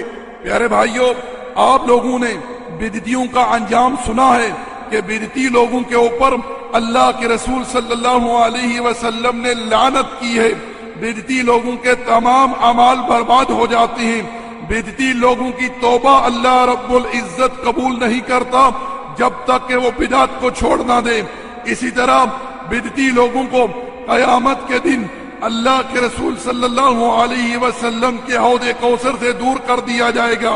اسی طرح قیامت کے دن بدعتی لوگوں کو ان کے اعمال کا کوئی وزن نہیں دیا جائے گا۔ اسی طرح بدعتی لوگوں کو قیامت کے دن جہنم کی آگ کے اندر داخل کر دیا جائے گا۔ پیارے بھائیوں ہر مسلمان کا اس بات پر ایمان ہونا چاہیے کہ اللہ کے رسول صلی اللہ علیہ وسلم نے ہر وہ عمل اپنی امت کو بتلایا ہے جو عمل آپ علیہ السلام کی امت کو جنت میں لے کر جانے والا ہے، اور ہر اس عمل سے اپنی امت کو خبردار کیا ہے جو امت کو جہنم میں لے کر جانے والا ہے۔ نبی صلی اللہ علیہ وسلم نے ہر چھوٹی بڑی چیز اپنی امت کو بتلائی ہے، حتیٰ کہ اللہ کے رسول صلی اللہ علیہ وسلم نے استنجا کرنے کی بھی تعلیم اپنی امت کو دی ہے۔ کوئی چیز بھی اللہ کے رسول صلی اللہ علیہ وسلم نے اپنی امت سے مخفی نہیں رکھی، اور ہمارا یہ الحمدللہ ایمان ہے کہ ہمارے نبی نے کما حقا اللہ رب العزت کے پیغام کی ایک ایک بات اللہ کے بندوں تک پہنچا دی ہے، مگر بدعتی لوگ اپنی بدعات سے اس بات کا اظہار کرتے ہیں کہ نعوذ باللہ من ذالک، نبی صلی اللہ علیہ وسلم نے دین پہنچانے میں خیانت کی ہے۔ پیارے بھائیوں، اب میں آپ لوگوں کے سامنے ان بدعات کا تذکرہ کرنا چاہتا ہوں جو مسلمانوں کے عقائد اور اعمال میں رچ چکی ہیں، جن کا وجود نہ تو قرآن کریم کے اندر ہے اور نہ ہی اللہ کے رسول صلی اللہ علیہ وسلم کی صحیح حدیث میں، بلکہ ان کی بنیاد جھوٹے قصے، خواب، من گھڑت باتیں اور ضعیف اور موضوع احادیث ہیں۔ شریعت کے اندر بدعات کی دو اقسام ہیں، نمبر ایک اعتقادی بدعت، نمبر دو عملی بدعت۔ سب سے پہلے میں آپ لوگوں کے سامنے ان بدعات کا تذکرہ کروں گا جن کا تعلق عقائد کے ساتھ ہے، جو کہ کفر ہیں، شرک ہیں۔ نمبر ایک، کچھ لوگوں کا یہ عقیدہ ہے اس کائنات میں اللہ رب العزت کے سوا اور بھی ہستیاں ہیں جو تصرف کر رہی ہیں، جس کو چاہیں اولاد دیں، جس کو چاہیں عزت دیں، جس کو چاہیں ذلت دیں، جس کو چاہیں رزق عطا کریں، جس سے چاہیں چھین لیں، سب کچھ ان کے اختیار میں ہے۔ اللہ رب العزت نے ان کو اس کائنات میں اختیار دے رکھا ہے۔ نمبر دو، کچھ لوگوں کا یہ عقیدہ ہے اللہ رب العزت کے سوا اور ہستیاں بھی ہیں جو مشکل کشا، داتا، دستگیر، حاجت روا، غوث آدم ہیں۔ نمبر تین، کچھ لوگوں کا یہ عقیدہ ہے کہ اللہ رب العزت کے سوا نبی صلی اللہ علیہ وسلم اور دیگر صالحین بھی غیب کا علم جانتے ہیں۔ نمبر چار، کچھ لوگوں کا یہ عقیدہ ہے نبی صلی اللہ علیہ وسلم ہر جگہ حاضر اور ناظر ہیں۔ نمبر پانچ، کچھ لوگوں کا یہ عقیدہ ہے اللہ رب العزت نے سب سے پہلے نبی صلی اللہ علیہ وسلم کو اپنے نور سے پیدا کیا۔ نمبر چھ، کچھ لوگ نبی صلی اللہ علیہ وسلم کے بشر ہونے کا انکار کرتے ہیں۔ نمبر سات، کچھ لوگ یہ عقیدہ رکھتے ہیں اللہ رب العزت نے سب سے پہلے نبی صلی اللہ علیہ وسلم کے نور کو پیدا کیا۔ نمبر آٹھ، کچھ لوگ یہ عقیدہ رکھتے ہیں کہ نبی صلی اللہ علیہ وسلم مختار کل ہیں۔ نمبر نو، کچھ لوگ یہ عقیدہ رکھتے ہیں کہ اللہ رب العزت نے ساری کائنات نبی صلی اللہ علیہ وسلم ہی کی خاطر پیدا کی ہے۔ نمبر دس، کچھ لوگ اپنی دعاؤں میں نبی صلی اللہ علیہ وسلم کو پکارتے ہیں، یعنی اس طرح کہتے ہیں بھر دے جولی میری یا محمد صلی اللہ علیہ وسلم۔ نمبر 11، کچھ لوگ نبی صلی اللہ علیہ وسلم کے نام کا روزہ رکھتے ہیں۔ نمبر 12، کچھ لوگ یہ عقیدہ رکھتے ہیں کہ اللہ رب العزت نبی صلی اللہ علیہ وسلم کی صورت میں زمین پر اتر آیا، نعوذ باللہ من ذالک۔ جیسا کہ ایک شاعر نے کہا، وہی جو مستوی تھا عرش پر خدا ہو کر، اتر پڑا مدینے میں مصطفیٰ ہو کر۔ نمبر 13، کچھ لوگ اس بدعقیدگی کا شکار ہیں کہ اللہ رب العزت اپنی ذات سے آسمانوں کے اوپر اپنے عرش پر مستوی نہیں ہے بلکہ ہر جگہ موجود ہے۔ نمبر 14، وحدت الوجود کا عقیدہ۔ کچھ لوگوں کا یہ عقیدہ ہے کہ اللہ رب العزت ہر چیز میں حلول کیے ہوئے ہے۔ نمبر 15، کچھ لوگوں کا یہ عقیدہ ہے کہ اولیاء اللہ اس کائنات میں اللہ رب العزت کے وزیر ہیں۔ نمبر 16، کچھ لوگوں نے ایسی جھوٹی کرامت گھڑ کے شیخ عبد القادر جیلانی رحمت اللہ علیہ کی طرف منسوب کر دی کہ انہوں نے 12 سال کے بعد ایک ڈوبی ہوئی بیڑی کو تار دیا، لا حول ولا قوت الا باللہ۔ نمبر 17، کچھ لوگ اللہ رب العزت کی صفات میں الحاد، تشبیہ، تحریف، تعطیل اور انکار سے کام لیتے ہیں۔ نمبر 18، کچھ لوگ قرآن کریم کا اللہ رب العزت کا کلام ہونے کا انکار کرتے ہیں۔ نمبر 19، کچھ لوگ تقدیر کا انکار کرتے ہیں اور اس بارے میں شک و شبہ میں مبتلا ہیں۔ نمبر 20، کچھ لوگ اس شک میں مبتلا ہیں کہ قرآن کریم مکمل مسلمانوں کے پاس موجود نہیں ہے بلکہ تحریف شدہ ہے۔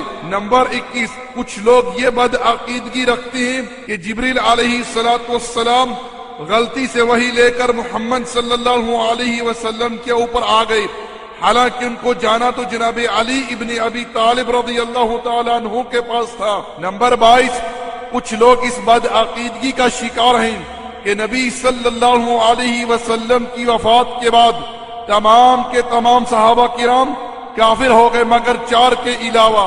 نمبر 23، کچھ لوگ اللہ رب العزت کو چھوڑ کر غیروں کے لیے سجدے کرتے ہیں، رکوع کرتے ہیں، قیام کرتے ہیں۔ نمبر 24، کچھ لوگ اللہ رب العزت کو چھوڑ کے غیروں کے لیے نذر و نیاز دیتے ہیں۔ نمبر 25، کچھ لوگ جانور ذبح کر کے جانور کا سر جنگل میں پھینک دیتے ہیں تاکہ جنات سے محفوظ رہ سکیں۔ نمبر 26، قبروں کا طواف کرنا۔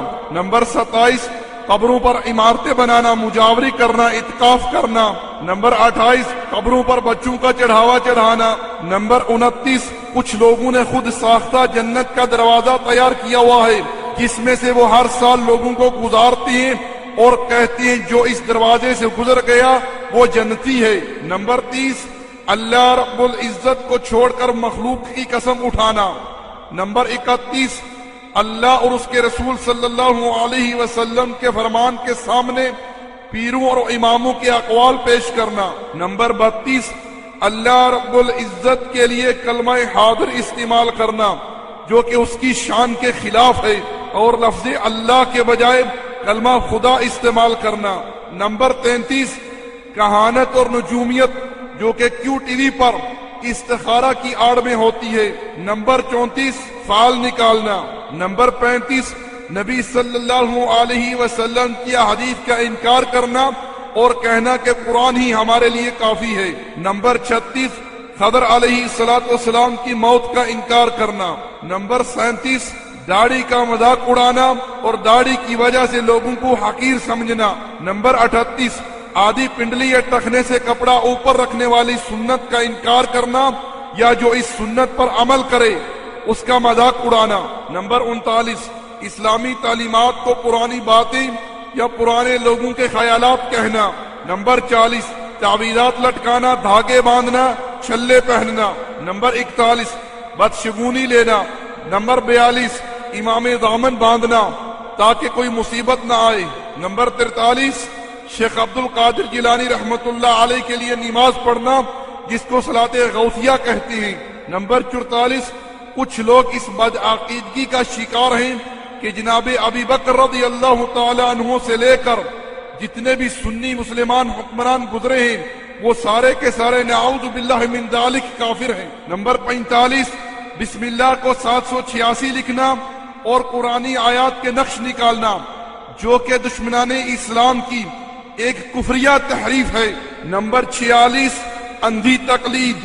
ابن قیم جوزی رحمت اللہ علیہ لکھتے ہیں کہ تقلید کی ابتدا نبی صلی اللہ علیہ وسلم کی وفات کے 400 سال بعد جا کر ہوتی ہے، اور اللہ رب العزت نے قرآن کریم کے اندر تقلید کا لفظ ان جانوروں کے لیے استعمال کیا ہے حدی کہ وہ جانور جن کے گلوں میں پٹے ڈالے جاتے ہیں۔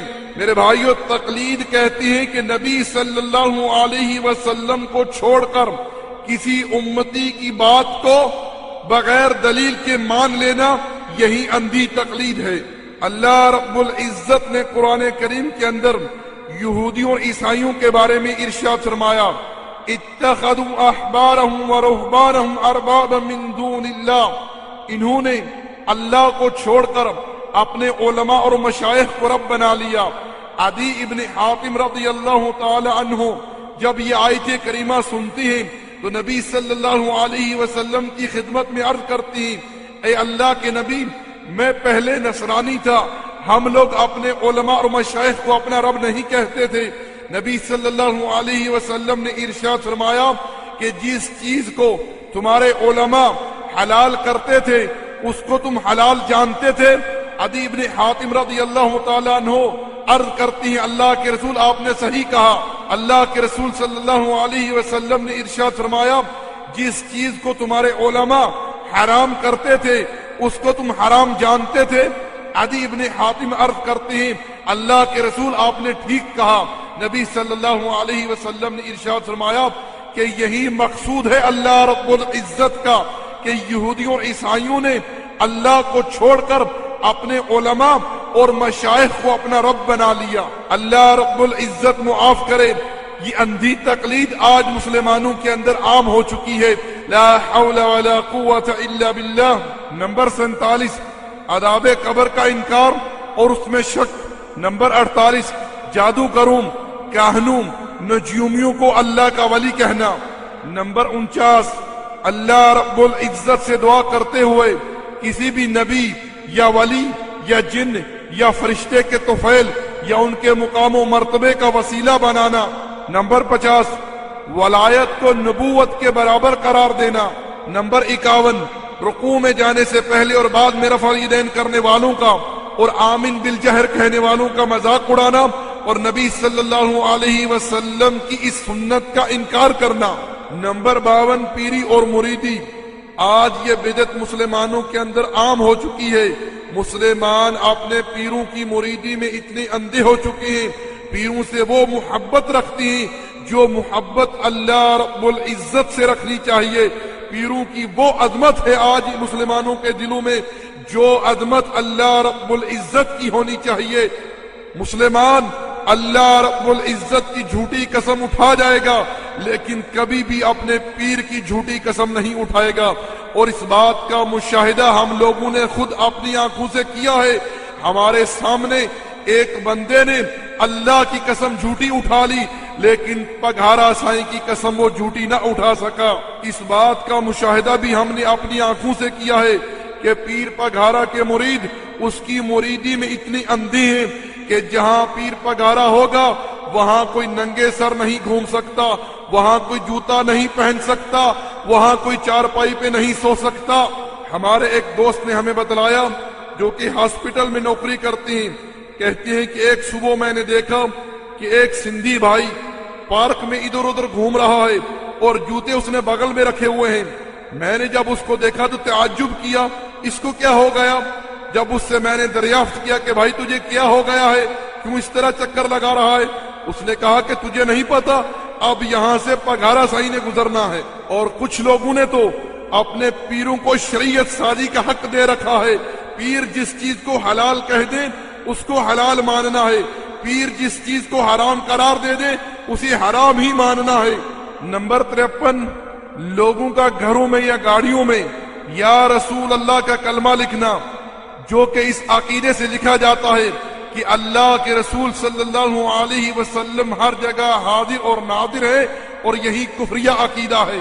نمبر 54 کچھ لوگ جب گھر یا کسی دکان وغیرہ کی بنیاد رکھتے ہیں تو جانور ذبح کر کے جانور کا خون بنیادوں میں ڈال دیتے ہیں تاکہ جنات سے محفوظ رہا جا سکے. نمبر 55 کچھ لوگ جب کسی کو دفن کریں تو یہ کہتے ہیں کہ یہ اس کا آخری مقام ہے، حالانکہ یہ بڑا خطرناک کلمہ ہے. اس میں موت کے بعد زندہ ہونے کا انکار ہے. اسی بات کو اللہ رب العزت نے قرآن کریم کے اندر یوں بیان کیا زعم الذین کفروا ان لن یبعثوا کہ یہ کافر کیا سمجھتے ہیں کہ یہ دوبارہ نہیں اٹھائے جائیں گے. اس بات پر ایمان رکھیے کہ قبر میں دفن ہونے کے بعد ایک دن اللہ رب العزت قبروں سے تمام انسانوں کو باہر نکالے گا، حساب و کتاب ہوگا. پیارے بھائیو اب جو بدعات میں آپ لوگوں کے سامنے بیان کرنا چاہتا ہوں ان کا تعلق اعمال کے ساتھ ہے. نمبر 1 ہوا نکلنے کے بعد شرمگاہ کا دھونا. نمبر 2 کچھ لوگوں کا یہ عقیدہ ہے کہ مجبوری میں بھی کھڑے ہو کر پیشاب کرنا حرام ہے، حالانکہ نبی صلی اللہ علیہ وسلم سے ایک دفعہ ثابت ہے کہ آپ نے ایک عذر کی بنا پر کھڑے ہو کر پیشاب کیا. نمبر 3 یہ عقیدہ کہ صرف مٹی کے ساتھ استنجا کرنا کافی نہیں ہے. نمبر 4 یہ عقیدہ رکھنا کہ وضو ٹوٹنے کے بعد بغیر کسی وجہ کے دوبارہ وضو کرنا فرض ہے. نمبر 5 بعض عورتوں کا حالت حیض اور نفاس میں نماز اور روزے کی پابندی کرنا. اور اس میں ایک بات یہ بھی ہے کہ کچھ لوگ یہودیوں کی طرح جب کسی عورت کو حیض کی ایام ہوتے ہیں تو اس کا کھانا پینا بستر برتن وغیرہ سب کچھ الگ کر دیتے ہیں. نمبر 6 زبان کے ساتھ وضو کی نیت کرنا اور وضو کے دوران لمبی لمبی خود ساختہ دعائیں پڑھنا. نمبر 7 گردن کا مسح کرنا. نمبر 8 جرابوں پر مسح کرنے سے انکار اور تنگی محسوس کرنا. نمبر 9 جرابوں کے نیچے بھی مسح کرنا. نمبر 10 موضوع یا جرابوں پر ایک سے زیادہ دفعہ مسح کرنا۔ نمبر 11، بعض لوگ یہ سمجھتے ہیں کہ وضو کے بعد ادائے وضو کو خشک نہ کرنا یہ سنت ہے۔ نمبر 12، وضو کے پانی میں اسراف کرنا۔ نمبر 13، انبیاء اور صالحین کی قبروں پر مسجدیں بنانا۔ نمبر 14، لوگوں کا بعض مقامات درختوں اور کنووں سے اس عقیدے کے ساتھ تبرک حاصل کرنا کہ یہاں کوئی نبی یا نیک بندہ آیا تھا۔ نمبر 15، غصب شدہ زمینوں پر مسجدیں بنا کر یہ سمجھنا کہ اب گناہ دھل چکے ہیں۔ نمبر 16، فخر اور تکبر کی بنا پر مسجدیں تعمیر کرنا اور ان پر نقش و نگار کرنا۔ نمبر 17، مسجد میں گمشدہ چیزوں کا اعلان کرنا۔ نمبر 18، مسجدوں میں بعض خاص راتوں میں حد سے زیادہ خوبصورتی کا اہتمام اور چراغاں کرنا۔ نمبر 19، قبروں اور قبروں پر مساجد میں چراغ جلانے اور چادر چڑھانے کی نظر ماننا۔ نمبر 20، خانہ کعبہ کے پتھروں کے غلاف اور مسجد نبوی کے ٹکڑوں سے تبرک حاصل کرنا۔ نمبر 21، مسجد میں نماز پڑھنے کے لیے ایک جگہ ہی مخصوص کر لینا۔ نمبر 22، بچوں کو مسجدوں میں آنے سے روکنا۔ نمبر 23، اذان میں حی علی الخیر العمل کا اضافہ کرنا۔ نمبر 24، کلمہ شہادت میں سیدنا کا اضافہ کرنا۔ نمبر 25، اذان کے فوراً بعد خود ساختہ درود و سلام کا اضافہ۔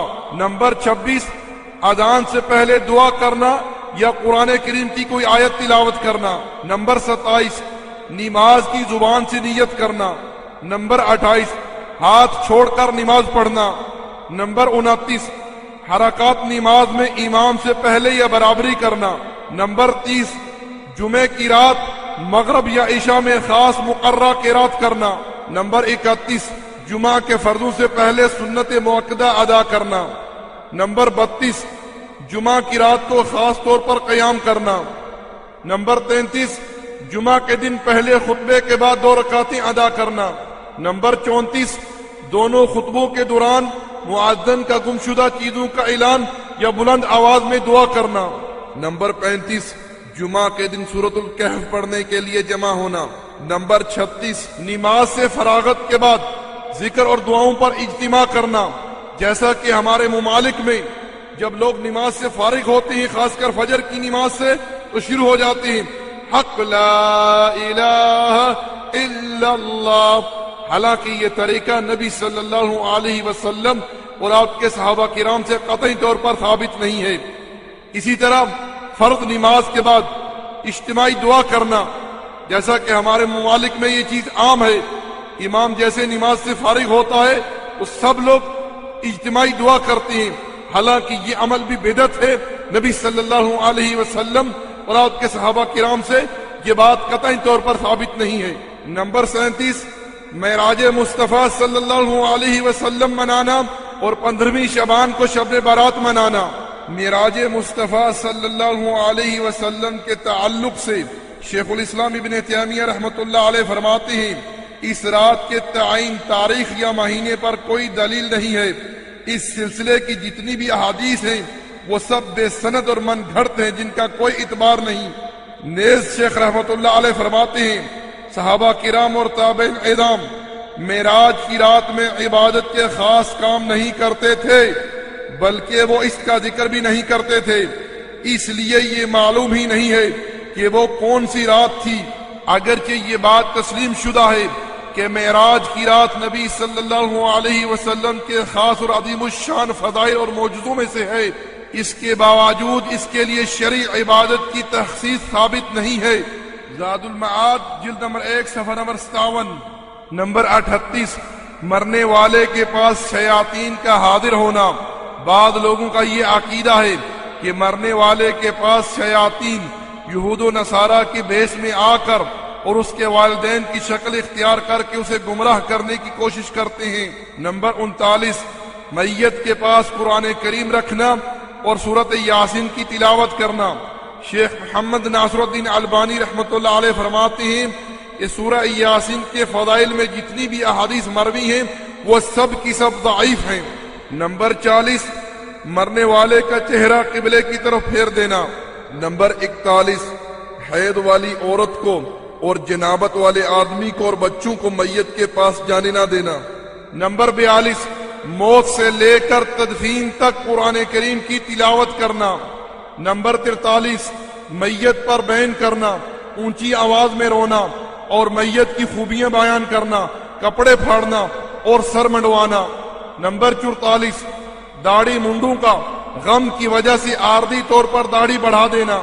نمبر 45 خاوند کی وفات اور ایام غم میں بیوی کا کالا لباس پہننا۔ نمبر 46 میت پر شرعی حد سے زیادہ سوگ منانا، یعنی 3 دن سے زیادہ سوگ منانا، مگر اس عورت کے لیے اجازت ہے جس کا خاوند فوت ہو جائے وہ 4 مہینے 10 دن عدت پوری کرے گی۔ نمبر 47 ایام مصیبت میں ریڈیو، ٹیپ ریکارڈر اور ٹی وی وغیرہ کا استعمال نہ کرنا۔ نمبر 48 وفات یا تعزیت کے وقت لوگوں کا یہ کہنا کہ اللہ تمہیں زندہ رکھے۔ نمبر 49 وفات کی اطلاع کے وقت یہ کہنا کہ فلاں پر فاتحہ پڑھو۔ نمبر 50 میت کی تدفین میں کئی دنوں تک تاخیر کرنا۔ نمبر 51 جنازے پر زینت کے لیے پھول پھینکنا اور تصویریں بنانا۔ نمبر 52 میت کے لیے آگے اس کی استغفار اور دعا کے لیے منادی کرنا۔ نمبر 53 جنازہ لے جاتے ہوئے فضول باتیں کرنا اور بار بار کلمہ شہادت پکارنا۔ کچھ لوگوں کی یہ عادت ہوتی ہے جب جنازہ لے کر چلتے ہیں تو پکارتے ہیں کلمہ شہادت، کلمہ شہادت، حالانکہ نبی صلی اللہ علیہ وسلم کا حکم ہے کہ جب جنازے کے ساتھ چلا جائے تو خاموشی کے ساتھ چلا جائے۔ نمبر 54 جنازہ بہت آہستہ لے کر چلنا۔ نمبر 55 قبروں پر اور خاص مقامات پر جنازہ پھیرانا۔ نمبر 56 قبرستان میں جنازہ پہنچنے پر جانور ذبح کرنا۔ نمبر 57 قبر کے پاس جنازہ پہنچنے کے وقت بیان کرنے والوں کا رونے پیٹنے کے لیے نکلنا۔ نمبر 58 میت کے سر کے پاس کھڑے ہو کر سورۃ البقرہ کا ابتدائی حصہ تلاوت کرنا اور میت کے پاؤں کی طرف کھڑے ہو کر سورۃ البقرہ کا آخری حصہ تلاوت کرنا۔ نمبر 59 میت کو قبر میں رکھتے وقت منہا خلقناکم ومنہا نعیدکم ومنہا نخرجکم تارۃ اخری اس آیت کریمہ کی تلاوت کرنا۔ نمبر 60 میت کو دفن کے بعد اسے ثابت قدمی کی تلقین کرنا۔ نمبر 61 قبلہ رخ ہو کر میت کے لیے ہاتھ اٹھا کر دعا کرنا۔ نمبر 62 تدفین کے بعد تعزیت کے لیے اکٹھے ہونا، شامیان نصب کرنا، تعزیت کرنے والوں کے لیے کھانا تیار کرنا، 3 دن مسلسل تعزیت کرنا۔ نمبر 63 مختلف مناسبتوں پر میت کا ذکر خیر کرنا۔ نمبر 64 ہر جمعہ کو والدین کی قبر کی زیارت کرنا اور وہاں سورہ یاسین کی تلاوت کرنا۔ نمبر 65 عورتوں کا عید کے دن اور خاص اوقات میں اور جمعرات کے دن ٹولیوں کی شکل میں جا کر قبرستان کی زیارت کرنا۔ نمبر 66 نامعلوم فوجی شہید کی قبر کی زیارت اور صالحین کے مزاروں کی طرف سفر کرنا۔ نمبر 67 نبی صلی اللہ علیہ وسلم کی قبر کے ارد گرد لوہے کے جنگلے ہیں، ان کو تبرک کے طور پر چومنا اور چھونا۔ نمبر 68 اپنے رہائشی علاقے، شہر یا ملک کے علاوہ دوسرے علاقے کا چاند دیکھ کر روزہ رکھنا یا عید کرنا۔ نمبر 69 احتیاط کے طور پر شک کے دن کا روزہ رکھنا۔ نمبر 70 رمضان کے ہمیشہ 30 روزے پورے رکھنا۔ نمبر 71 اعتکاف کے لیے 3 مسجدوں کی شرط لگانا۔ نمبر 72 15ویں شعبان سے لے کر رمضان تک مسلسل روزے رکھنا۔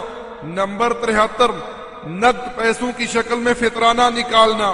حالانکہ نبی صلی اللہ علیہ وسلم کی سنت یہ ہے کہ آپ نے اناج کی شکل میں، غلے کی شکل میں زکوٰۃ فطر ادا کی، نہ کہ پیسوں کی شکل میں۔ نمبر 74 8 قسم کے مستحقین ہی کے درمیان صدقہ فطر تقسیم کرنا۔ نمبر 75 رجب کے مہینے کو زکوٰۃ کے لیے خاص کرنا۔ نمبر 76 حج اور عمرے کی زبان سے نیت کرنا۔ نمبر 77 حاجیوں کا گاڑیوں پر سفید جھنڈے لہرانا۔ نمبر 78 اجتماعی طور پر لبیک کے ساتھ آوازیں بلند کرنا۔ نمبر 79 مکہ اور مدینہ کے درختوں اور پتھروں سے تبرک حاصل کرنا۔ نمبر 80 عمرہ کرنے والے کا برکت اور عبادت کے لیے حج کے مقامات کی زیارت کرنا۔ نمبر 81 طواف کے وقت بیت اللہ کے چاروں ارکان کو چومنا اور چھونا، اسی طرح طواف کے وقت خود ساختہ دعائیں پڑھنا۔ نمبر 82 کعبے کی دیواروں، غلاف اور حلقات کو تبرک کے طور پر چھونا۔ نمبر 83 خاص طور پر 27 رمضان ہی کو عمرہ کرنا۔ نمبر 84 جس عمرہ کرنے والے کا اپنا احرام نہ کھلا ہو اس کا دوسروں کے بال بطور اجرت اور خدمت کے کاٹنا یا منڈوانا۔ نمبر 85 سر کے بال کٹواتے یا منڈواتے وقت قبلہ رخ ہونا۔ نمبر 86 حاجی کے لوٹنے کے وقت اور استقبال کے لیے اس کے گھر میں چونا یا صفائی کرنا۔ نمبر 87 مسجد نبوی کے بجائے نبی صلی اللہ علیہ وسلم کی قبر کی زیارت کے لیے نیت کرنا، حالانکہ یہ بات نبی صلی اللہ علیہ وسلم کی تعلیم کے خلاف ہے۔ نمبر 88 دعا کی قبولیت کی امید سے انبیاء کی قبروں یا دوسری قبروں کی طرف جانا۔ نمبر 99 نبی صلی اللہ علیہ وسلم کی قبر کی طرف رخ کر کے دعا کرنا اور رونا۔ نمبر 90 نبی صلی اللہ علیہ وسلم کی قبر کا طواف اور محراب اور منبر اور دیواروں کو چھونا۔ نمبر 91 گانوں کی طرح قرآن کی تلاوت کرنا۔ نمبر 92 نماز وغیرہ میں فخر کے طور پر مختلف قراتیں کرنا۔ نمبر 93 مخارج حروف کی ادائیگی میں تکلف اور غیر ضروری لمبا کرنا۔ نمبر 94 منگنی یا نکاح یا مختلف مناسبتوں پر سورۃ فاتحہ یا دیگر سورتوں کی تلاوت تبرک کے طور پر کرنا۔ نمبر 95 لوگوں کا ایک زبان ہو کر قرآن کی تلاوت کرنا۔ نمبر 96 جمعہ کے دن لاؤڈ سپیکر پر تلاوت کرنا۔ نمبر 97 تلاوت قرآن کے اختتام پر صدق اللہ العظیم کہنا، حالانکہ یہ نبی صلی اللہ علیہ وسلم اور آپ کے صحابہ کرام سے ثابت نہیں ہے۔ ایک دفعہ نبی صلی اللہ علیہ وسلم نے عبداللہ ابن مسعود رضی اللہ تعالی عنہ سے کہا کہ مجھے قرآن سنائیں۔ جب انہوں نے تلاوت شروع کی تو نبی صلی اللہ علیہ وسلم نے جہاں روکنا چاہا وہاں ارشاد فرمایا حسبک۔ نمبر 98 قرآن کریم کا گاڑیوں میں اور سینوں پر زینت وغیرہ کے لیے لٹکانا۔ نمبر 99 قبلے کی طرف قرآن رکھنے سے منع کرنا۔ نمبر 100 شادی وغیرہ کے موقع پر لڑکی کے سر پر قرآن کریم رکھنا اور درد یا تکلیف کی وجہ سے آنکھوں پر رکھنا اور اسے چومنا۔ 101 ایک عمرے کی نیت سے سفر کر کے وہاں جا کر کئی عمرے لوگوں کے لیے ادا کرنا۔ 102 مسجد الحرام میں چلتے وقت الٹے پاؤں چلنا کہ کہیں کعبۃ اللہ کو پیٹھ نہ ہو۔ 103 طلاق کی قسم کھانا اور طلاق کو شرط کے ساتھ معلق کرنا، جیسا کہ لوگ عام طور پر یہ کہتی ہیں اپنی بیوی کو اگر تم نے یہ کام نہ کیا تو تمہیں طلاق واقع ہو جائے گی۔ 104 نمازوں کے بعد مصافحہ کرنا۔ 105 نمازی کا اپنے ساتھ والے شخص سے یہ کہنا کہ اللہ قبول فرمائے۔ 106 مصافحہ کے بعد ہاتھ چومنا اور سینے پر رکھنا۔ 107 مجلس میں داخل ہونے والے کا تمام لوگوں سے مصافحہ کرنا۔ 108 ملاقات کے وقت مصافحہ کے بجائے معانقہ کرنا یعنی گلے ملنا۔ گلے ملنا صحابہ کرام سے تب ثابت ہے اگر کوئی سفر سے واپس آئے، یہ نہیں کہ دن میں 2 دفعہ ملا ہے تو گلے مل رہا ہے۔ 109 کسی کو سلام کرتے وقت جھکنا۔ 110 بزرگوں وغیرہ کے پاس جاتے وقت سجدہ یا رکوع کی کیفیت کی طرح جھکنا اور پاؤں کو ہاتھ لگانا۔ 111 دنیا یا تعظیم کے لیے ہاتھ چومنا۔ 112 اہل کتاب کی طرح کسی جگہ میں داخل ہوتے وقت ہائے کہنا اور رخصت ہوتے وقت بائے کہنا، حالانکہ سنت نبوی یہ ہے کہ داخل ہوتے وقت سلام کہا جائے اور جب رخصت ہوا جائے تو سلام کہا جائے۔ 113 دعا وغیرہ کے لیے اکٹھا ہونا۔ 114 دعا سے فراغت کے بعد منہ پر ہاتھ پھیرنا۔ 115 دعا کے بعد سورۃ فاتحہ پڑھنا اور اسے مردوں کو بخشنا۔ 116 صبح کی نماز میں ہمیشہ دعائے قنوت کا انتظام کرنا۔ 117 دعائے قنوت کے بعد منہ پر ہاتھ پھیرنا۔ 118 جمعہ کے دن منبر پر خطیب کی دعا پر آمین کہنا اور دعا کے لیے ہاتھ اٹھانا۔ 119 2 خطبوں کے دوران خطیب کے بیٹھنے کے بعد مؤذن کا دعا کرنا۔ 120 منبر پر چڑھنے کے بعد لوگوں کی طرف رخ کرنے اور سلام کرنے سے پہلے خطیب کا دعا میں مشغول ہونا۔ 121 امام کا تکبیر تحریمہ سے پہلے دعا میں مشغول ہونا۔ 122 حی علی الفلاح کے بعد خصوصی دعائیں پڑھنا۔ 123 ذکر کے لیے محفلیں قائم کرنا۔ 124 ذکر کرتے وقت حد سے زیادہ آوازیں بلند کرنا۔ 125 تالیاں بجانا اور ناچنا۔ 126 اللہ اللہ کہہ کر ذکر کرنا۔ 127 کنڈوں کی رسم جو کہ 22 رجب کو میٹھی پوڑیاں تیار کر کے ادا کی جاتی ہے، حالانکہ 22 رجب کو عمر رضی اللہ تعالی عنہ کی شہادت کا دن ہے۔ دشمنان صحابہ کرام نے اس دن کو حلوہ پوڑی کی بدعت ایجاد کر کے مسلمانوں کی صفوں میں داخل کر دی۔ 128 محرم کے مہینے کی بدعات، مثلا کالا لباس پہننا، سیاہ جھنڈے بلند کرنا، مجالس شہداء منعقد کرنا، ماتمی جلوس نکالنا، نوح اور مرثیے پڑھنا، تعادی اور تابوت بنانا اور پانی وغیرہ کی سبیلیں لگانا، زنجیروں اور چھریوں سے خود کو زخمی کرنا اور سوگ منانا۔ اس کے علاوہ میرے بھائیوں، محرم کی بدعات میں سے یہ بھی ہے کہ کچھ لوگ محرم کے مہینے میں شادی وغیرہ کرنے کو بڑا برا تصور کرتے ہیں، بلکہ حرام سمجھتے ہیں۔ کچھ لوگ محرم کے پہلے 10 دنوں میں زیادہ پانی استعمال کرنے کو بڑا برا تصور کرتے ہیں۔ 129 گیارہویں شریف کی بدعت، ویسے تو یہ بدعت ہر مہینے ادا کی جاتی ہے، لیکن ربیع الاول کی 11 تاریخ کو جب ادا کی جائے تو اسے بڑی گیارہویں شریف کہا جاتا ہے۔ 130 مزاروں پر عرس اور میلے لگانا۔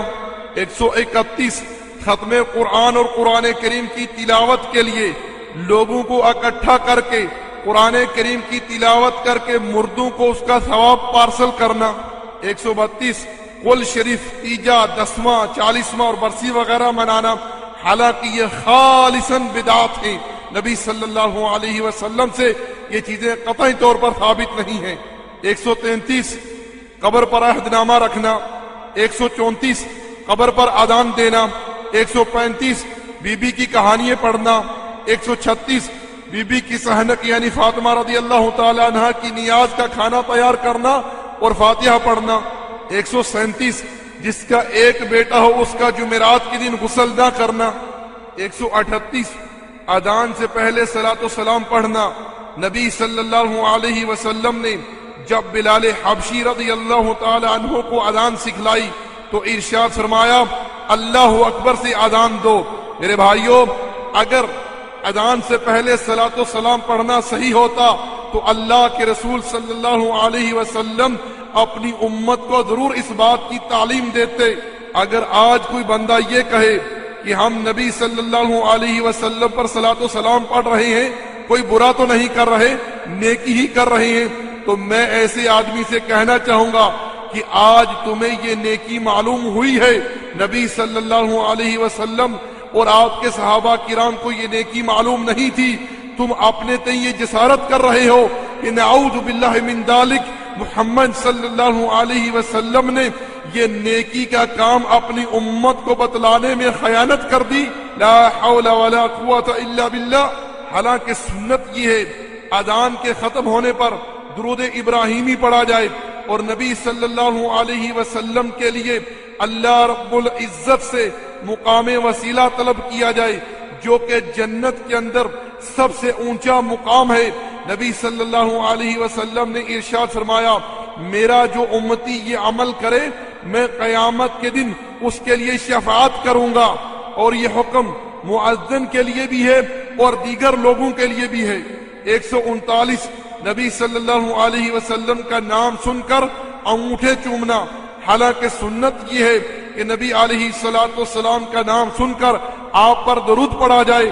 سچ فرمایا اللہ کے رسول علیہ الصلوۃ والسلام نے، جب کوئی قوم کوئی بدعت ایجاد کرتی ہے اللہ رب العزت اس جیسی کوئی سنت وہاں سے اٹھا لیتا ہے۔ ان لوگوں نے انگوٹھا چومنے والی بدعت کو سینے سے لگایا، اللہ رب العزت نے درود پڑھنے والی سنت کو ان سے اٹھا لیا۔ اور ایک حدیث ابی بکر رضی اللہ تعالی عنہ کی طرف منسوب کی جاتی ہے جسے تمام محدثین نے موضوع کہا ہے، من گڑت کہا ہے۔ 140 خود ساختہ دعائیں اور وظائف، مثلا دعائے گنج عرش، دعائے اوکاشا، دعائے سریانی۔ 141 خود ساختہ درود، درود تاج، درود ماہی، درود لکھی، درود تنجینہ 142 1.5 لاکھ دفعہ آیت کریمہ پڑھانے کے لیے محفلیں قائم کرنا.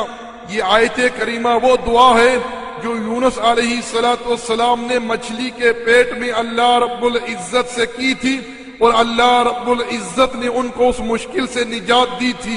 لیکن اس کلمے کو 1.5 لاکھ دفعہ پڑھنا اور پڑھانا اور اس کے لیے محفلیں قائم کرنا، یہ تو نبی صلی اللہ علیہ وسلم اور آپ کے صحابہ کرام کی سنت نہیں ہے بلکہ بدعت ہے.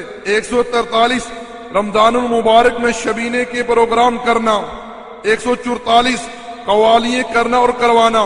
شیخ الاسلام ابن تیمیہ رحمۃ اللہ علیہ فرماتے ہیں کہ قوالیے جو ہے یہ زنادقہ کا ایجاد کردہ کلام ہے. 145 بچوں کی تعلیم قرآن کے وقت بسم اللہ اور آمین کی رسمیں کرنا. 146 مساجد میں تنکوں وغیرہ کی ٹوپیاں رکھنا. 147 مزارات پر گنبد تعمیر کرنا. 148 قبروں کو غسل دینا. 149 قبروں پر چراغاں کرنا اور پھول چڑھانا. 150 خانقاہیں تعمیر کرنا. 151 مصیبت دور کرنے کے لیے آذانیں دینا.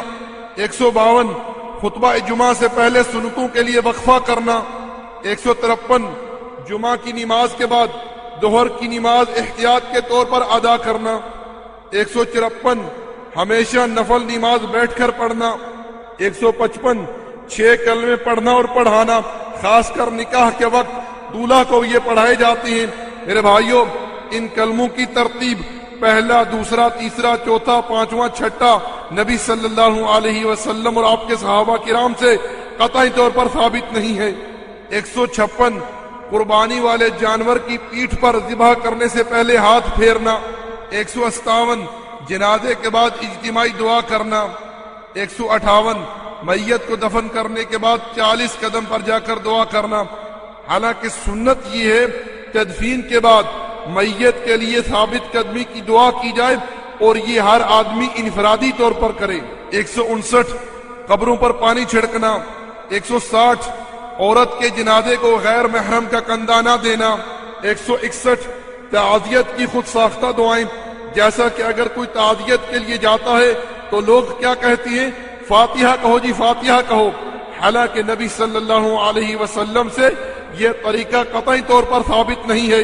سورۃ فاتحہ جنازے کی نماز میں پڑھنا سنت ہے، وہاں مولوی ان کو پڑھنے نہیں دیتا، اور جہاں کچھ اور پڑھنا ہوتا ہے وہاں انہوں نے فاتحہ کو لا کر کھڑا کر دیا. اللہ کے رسول صلی اللہ علیہ وسلم تعزیت کے کلمات اس طرح کہتے: انا للہ و انا الیہ راجعون، اور مزید فرماتے: انا للہ ما اخذ ولہ ما اعطى وكل شيء عندهم بأجل مسمى ولتصبر ولتحتسب. 162 مردوں اور عورتوں کی نماز میں فرق کرنا. حالانکہ نبی صلی اللہ علیہ وسلم سے یہ بات قطعی طور پر ثابت نہیں ہے کہ اللہ کے رسول صلی اللہ علیہ وسلم نے ارشاد فرمایا ہو کہ مرد اس طرح نماز ادا کریں اور عورتیں اس طرح نماز ادا کریں. اللہ کے رسول صلی اللہ علیہ وسلم کا حکم عام ہے. آپ نے ارشاد فرمایا: صلو کما رأیتمونی اصلی، نماز اس طرح ادا کرو جس طرح مجھے ادا کرتے ہوئے دیکھتی ہو. اس میں مرد بھی شامل ہے اور خواتین بھی شامل ہے. ہاں، خواتین کے لیے کچھ تخصیص ہے. مثلا عورت اپنا پورا جسم ڈھانپ کر نماز ادا کرے گی. اگر امام بھول رہا ہے تو عورت جو ہے ایک ہاتھ کو دوسرے ہاتھ کی پشت پر مارے گی، زبان سے نہیں بولے گی. عورتوں کے لیے سب سے بہتر صف جو ہے یہ آخری صف ہے، اور مردوں کے لیے بہتر صف جو ہے یہ پہلی صف ہے. اور ان چیزوں کے علاوہ نماز کی کیفیت میں فرق کرنا کہ عورت اس طرح سجدہ کرے گی، مرد اس طرح سجدہ کرے گا. عورت اس طرح ہاتھ باندھے گی، مرد اس طرح ہاتھ باندھے گا. عورت اس طرح بیٹھے گی، مرد اس طرح بیٹھے گا. یہ طریقے نبی صلی اللہ علیہ وسلم سے قطعی طور پر ثابت نہیں ہے بلکہ لوگوں کے ایجاد شدہ ہیں. 163 نماز سے فارغ ہونے کے بعد ماتھے پر ہاتھ رکھ کر یا قضی یا دعائیں پڑھنا. 164 رائے ونڈ میں ہر سال اتوار کے دن اجتماعی دعا کرنا. 165 نماز میں قدم سے قدم نہ ملانا. 166 تشہد میں لا الہ پر انگلی اٹھانا اور الا اللہ پر رکھ دینا. 167 وضو کے بعد آسمان کی طرف دیکھنا اور انگلی اٹھا کر دعا پڑھنا۔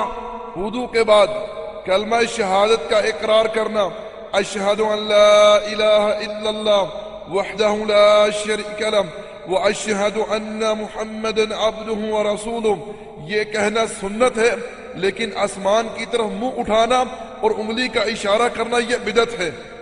168 تبلیغی جماعت کے سہ روزے اور سلسلہ بیت وغیرہ۔ 169 مریدوں کی قمیض دیکھنا اور والدین کا نام پوچھنا اور علاج کرنا۔ 170 کتاب دیکھنا تاکہ چوری وغیرہ معلوم ہو جائے اور ناخن دیکھ کر گمشدہ چیزوں کا سراغ لگانا۔ 171 کشف قبور اور مراقبہ۔ 172 15ویں شعبان کو مردوں کی عید قرار دینا۔ 173 قبروں پر چادریں چڑھانا۔ 174 کچھ عورتیں کالی شلوار نہیں پہنتی کیونکہ خانہ کعبہ کے خلاف کا رنگ کالا ہے۔ 175 بناسپتی کعبے تعمیر کرنا اور ان کا طواف کرتے ہیں لوگ۔ 176 ولایت۔ 177 خلافت، یعنی یہ جو پیروں کے خلیفہ ہوتے ہیں، باپ مر گیا تو بیٹا پیچھے باپ کی خلافت کے لیے تیار بیٹھا ہوا پیری کے لیے۔ 178 طریقت، یعنی شریعت اسلامیہ کے علاوہ یہ پیروں کی طریقت ہے۔ 179 سلوک۔ 180 بیعت، اسلام کے اندر صرف 3 بیعتیں ہیں۔ ایک، اگر وہ انسان جو کافر ہے جب وہ اسلام لاتا ہے تو وہ اسلام لانے کی بیعت کرے گا۔ نمبر 2، اگر کوئی مسلمانوں کا خلیفہ بن رہا ہے تو اس کی خلافت کے لیے لوگ اس کے ہاتھ پر بیعت کریں گے، جیسا کہ صحابہ کرام نے ابی بکر رضی اللہ تعالیٰ عنہ کے ہاتھ پر خلافت کی بیعت کی۔ اسی طرح تیسری بیعت جہاد کی بیعت، جیسا کہ نبی صلی اللہ علیہ وسلم کے ہاتھ پر صلح حدیبیہ کے مقام پر صحابہ کرام نے شہادت کی بیعت کی۔ اور آج کل یہ پیروں کے ہاتھ پر جو بیعت کرتے ہیں مریدی کی، یہ سراسر بدعت ہے، اور خواتین بھی جا رہی ہیں ساتھ بیعت کر رہی ہیں، ہاتھوں میں ہاتھ دے رہی ہیں، ماشاءاللہ کوئی فکر نہیں۔ 181 نسبت، آج کل لوگ اسلام کو چھوڑ کر، قرآن حدیث کو چھوڑ کر اپنے اماموں کی طرف نسبت کرتے ہیں، اپنے پیروں کی طرف نسبت کرتے ہیں، اپنے مدرسوں کی طرف نسبت کرتے ہیں۔ کوئی کہتا ہے میں سحر وردی ہوں، کوئی کہتا ہے میں نقش بندی ہوں، کوئی کہتا ہے میں قادری ہوں، کوئی کہتا ہے میں چشتی ہوں، کوئی کہتا ہے میں دیوبندی ہوں، کوئی کہتا ہے میں بریلوی ہوں۔ 182 اجازت۔ 183 توجہ۔ 184 عنایت، فیض، کرم، جلال۔ 185 چلہ کشی، یہ جتنے بھی چلے مارے جاتے ہیں سب کے سب بدعت پر مبنی ہیں۔ 186 رقص۔ 187 قبروں پر سجادہ نشین، گدی نشین درویش۔ 188 ملفوظات، جھوٹی کرامتیں بیان کرنا لوگوں کے سامنے پیروں کی۔ 199 ذکر کرتے وقت اللہ رب العزت کے نام میں کمی بیشی کرنا، جیسے کہ کہتے حق ہو اللہ ہو، حق ہو اللہ ہو، یہ کہاں سے آ گیا؟ یہ بدعت پر مبنی ہے۔ 190 محرم کی پہلی رات ذکر کے لیے مخصوص کرنا۔ 191 سفر کو منحوس سمجھ کر پہلی بدھ کو مغرب اور عشاء کے درمیان محفل ذکر قائم کرنا۔ 192 15ویں شعبان کو محفل ذکر قائم کرنا۔ 193 شیخ عبد القادر جیلانی سے منسوب ہفتہ بھر کے وظائف کا اہتمام کرنا۔ 194 شادی کے دن دولہا کا مسجد میں جا کر 2 رکعت نفل ادا کرنا۔ 195 بعض لوگوں کا یہ گمان ہے کہ جو آدمی جنابت کی حالت میں ہوتا ہے وہ دوسروں کو بھی نجس کر دیتا ہے اور وہ جتنے قدم چلتا ہے اس کو گناہ ملتے ہیں۔ 196 مسجد میں خرید و فروخت کرنا اور اللہ کو چھوڑ کر غیروں کے نعرے بلند کرنا۔ 197 جمعے کے دن خاص طور پر روزہ رکھنا، نبی صلی اللہ علیہ وسلم نے خاص کر کے جمعے کی رات کو نماز پڑھنے سے اور دن کو خاص کر کے روزہ رکھنے سے منع کیا ہے۔ 198 گھروں اور طاقوں میں قرآنی آیات لٹکانا۔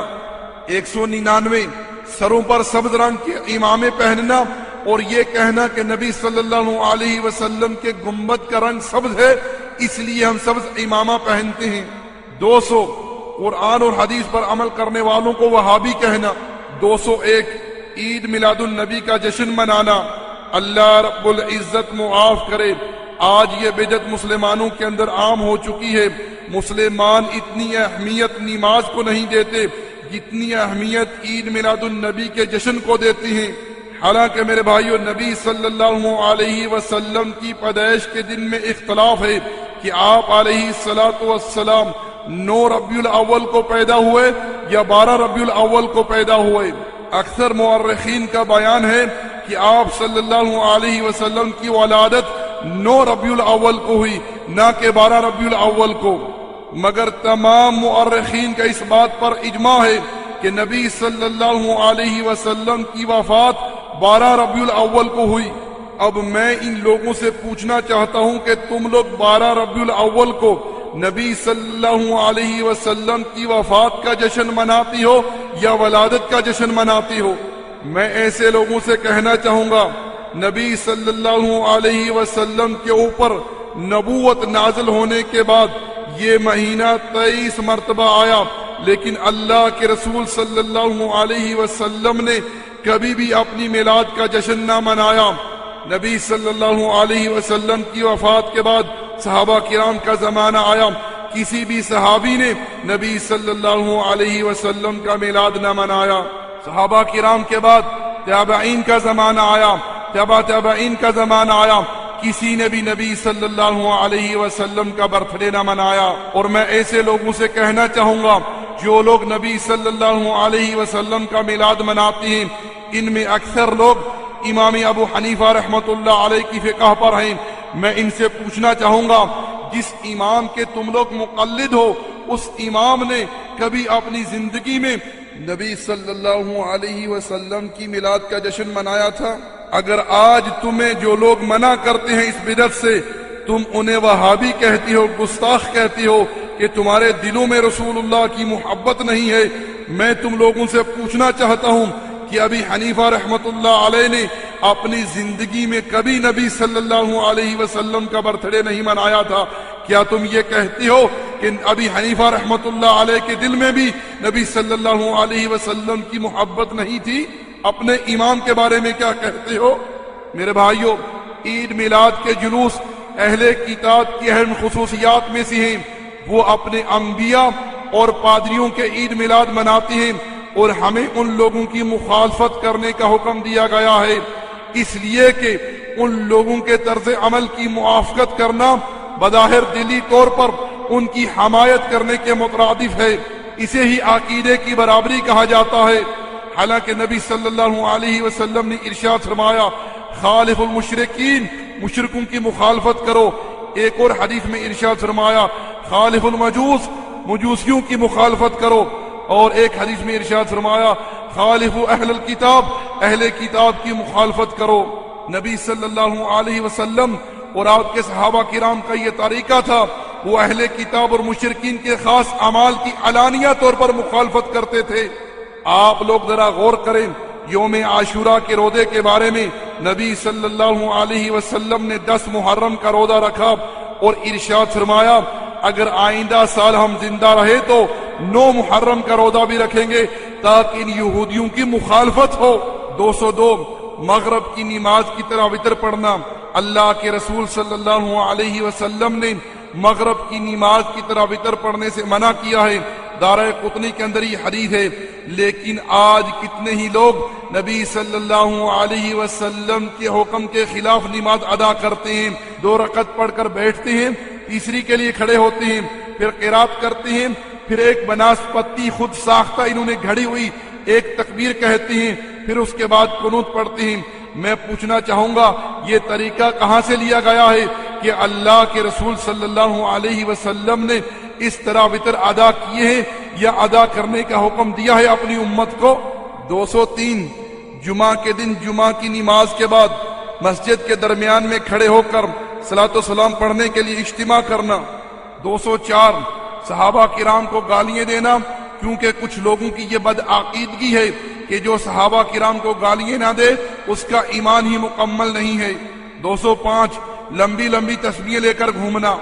206 کچھ لوگ نماز کے بعد اپنے گریبان میں اور اپنے جسم پر پھونکنا شروع کر دیتے ہیں۔ 207 بعض لوگوں کی یہ بدعقیدگی ہے کہ مرنے کے بعد روح جو ہے سال بھر گھر کا چکر لگاتی رہتی ہے۔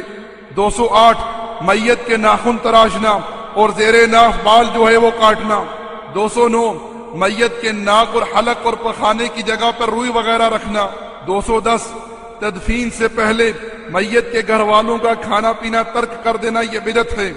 212 فرض نماز کھڑے ہونے کے بعد سنتیں ادا کرنا، حالانکہ اللہ کے رسول صلی اللہ علیہ وسلم نے ارشاد فرمایا جب فرض نماز کھڑی ہو جائے تو پھر کوئی نماز نہیں ہے۔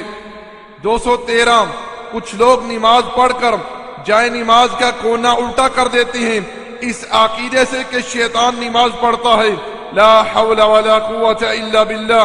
214 کچھ لوگ داڑھی والے یا ٹخنے سے کپڑا اونچا رکھنے والے کو مولوی، صوفی، ملا کہہ کر پکارتے ہیں، حالانکہ یہ کلمات بدعات پر مشتمل ہیں۔ 215 اسی طرح کچھ لوگ حج کرنے والے کو حاجی صاحب کہہ کر پکارتے ہیں، حالانکہ ان کلمات کا نبی صلی اللہ علیہ وسلم اور آپ کے صحابہ کرام سے قطعی طور پر کوئی ثبوت نہیں ہے۔ یہ وہ بدعات ہیں جو مسلمانوں کے عقائد اور اعمال میں رچ چکی ہیں، جن کی تعداد تقریباً 270 تک پہنچی ہے۔ اور میں اپنے تمام مسلمان بھائیوں اور اسلامی بہنوں سے یہ کہنا چاہوں گا، اگر کسی کو کوئی بات سمجھ میں نہ آئے وہ ہم سے رابطہ کرے، بات کی وضاحت کرے، نہ کہ ہمارے بارے میں بدگمانی کے شکار ہوں، کیونکہ ہم جانتے ہیں ان باتوں میں سے کچھ لوگوں کو اشکال ہوگا، لیکن انشاءاللہ اللہ کی توفیق سے ہم ان اشکال کو دور کرنے کی کوشش کریں گے۔ کیونکہ میرے بھائیوں، میں نے آپ لوگوں کے سامنے اختصار کے ساتھ فقط بدعات کی طرف نشاندہی کی ہے، تاکہ میرے تمام مسلمان بھائی اور اسلامی بہنیں ان بدعات کو جان لیں اور اپنے عقائد اور اعمال کو ان بدعات کی غلاظت سے پاک کریں۔ آئیے میرے بھائیوں، میں آپ لوگوں کو اللہ رب العزت کا ایک حکم سناتا ہوں جو اللہ رب العزت نے قرآن کریم کے اندر نازل کیا ہے۔ ارشاد فرمایا، فَلَا وَرَبِّكَ لَا يُؤْمِنُونَ حَتَّى يُحَكِّمُوكَ فِي مَا شَجَرَ بَيْنَهُمْ ثُمَّ لَا يَجِدُوا فِي أَنفُسِهِمْ حَرَجًا مِّمَّا قَضَيْتَ وَيُسَلِّمُوا تَسْلِيمًا۔ اے نبی، آپ کے رب کی قسم، یہ لوگ تب تک مومن نہیں ہو سکتے جب تک یہ اپنے باہمی اختلافات میں آپ کو حاکم نہ مان لیں، پھر جو آپ ان کے درمیان فیصلہ کر دیں اس فیصلے کو یہ دل کی تنگی کے بغیر قبول کر لیں۔ تو میرے بھائیوں، میرے دوستوں، اللہ کے رسول صلی اللہ علیہ وسلم نے فیصلہ کر دیا ہے۔ ارشاد فرمایا، کل بدعۃ ضلالہ وکل ضلالۃ فی النار۔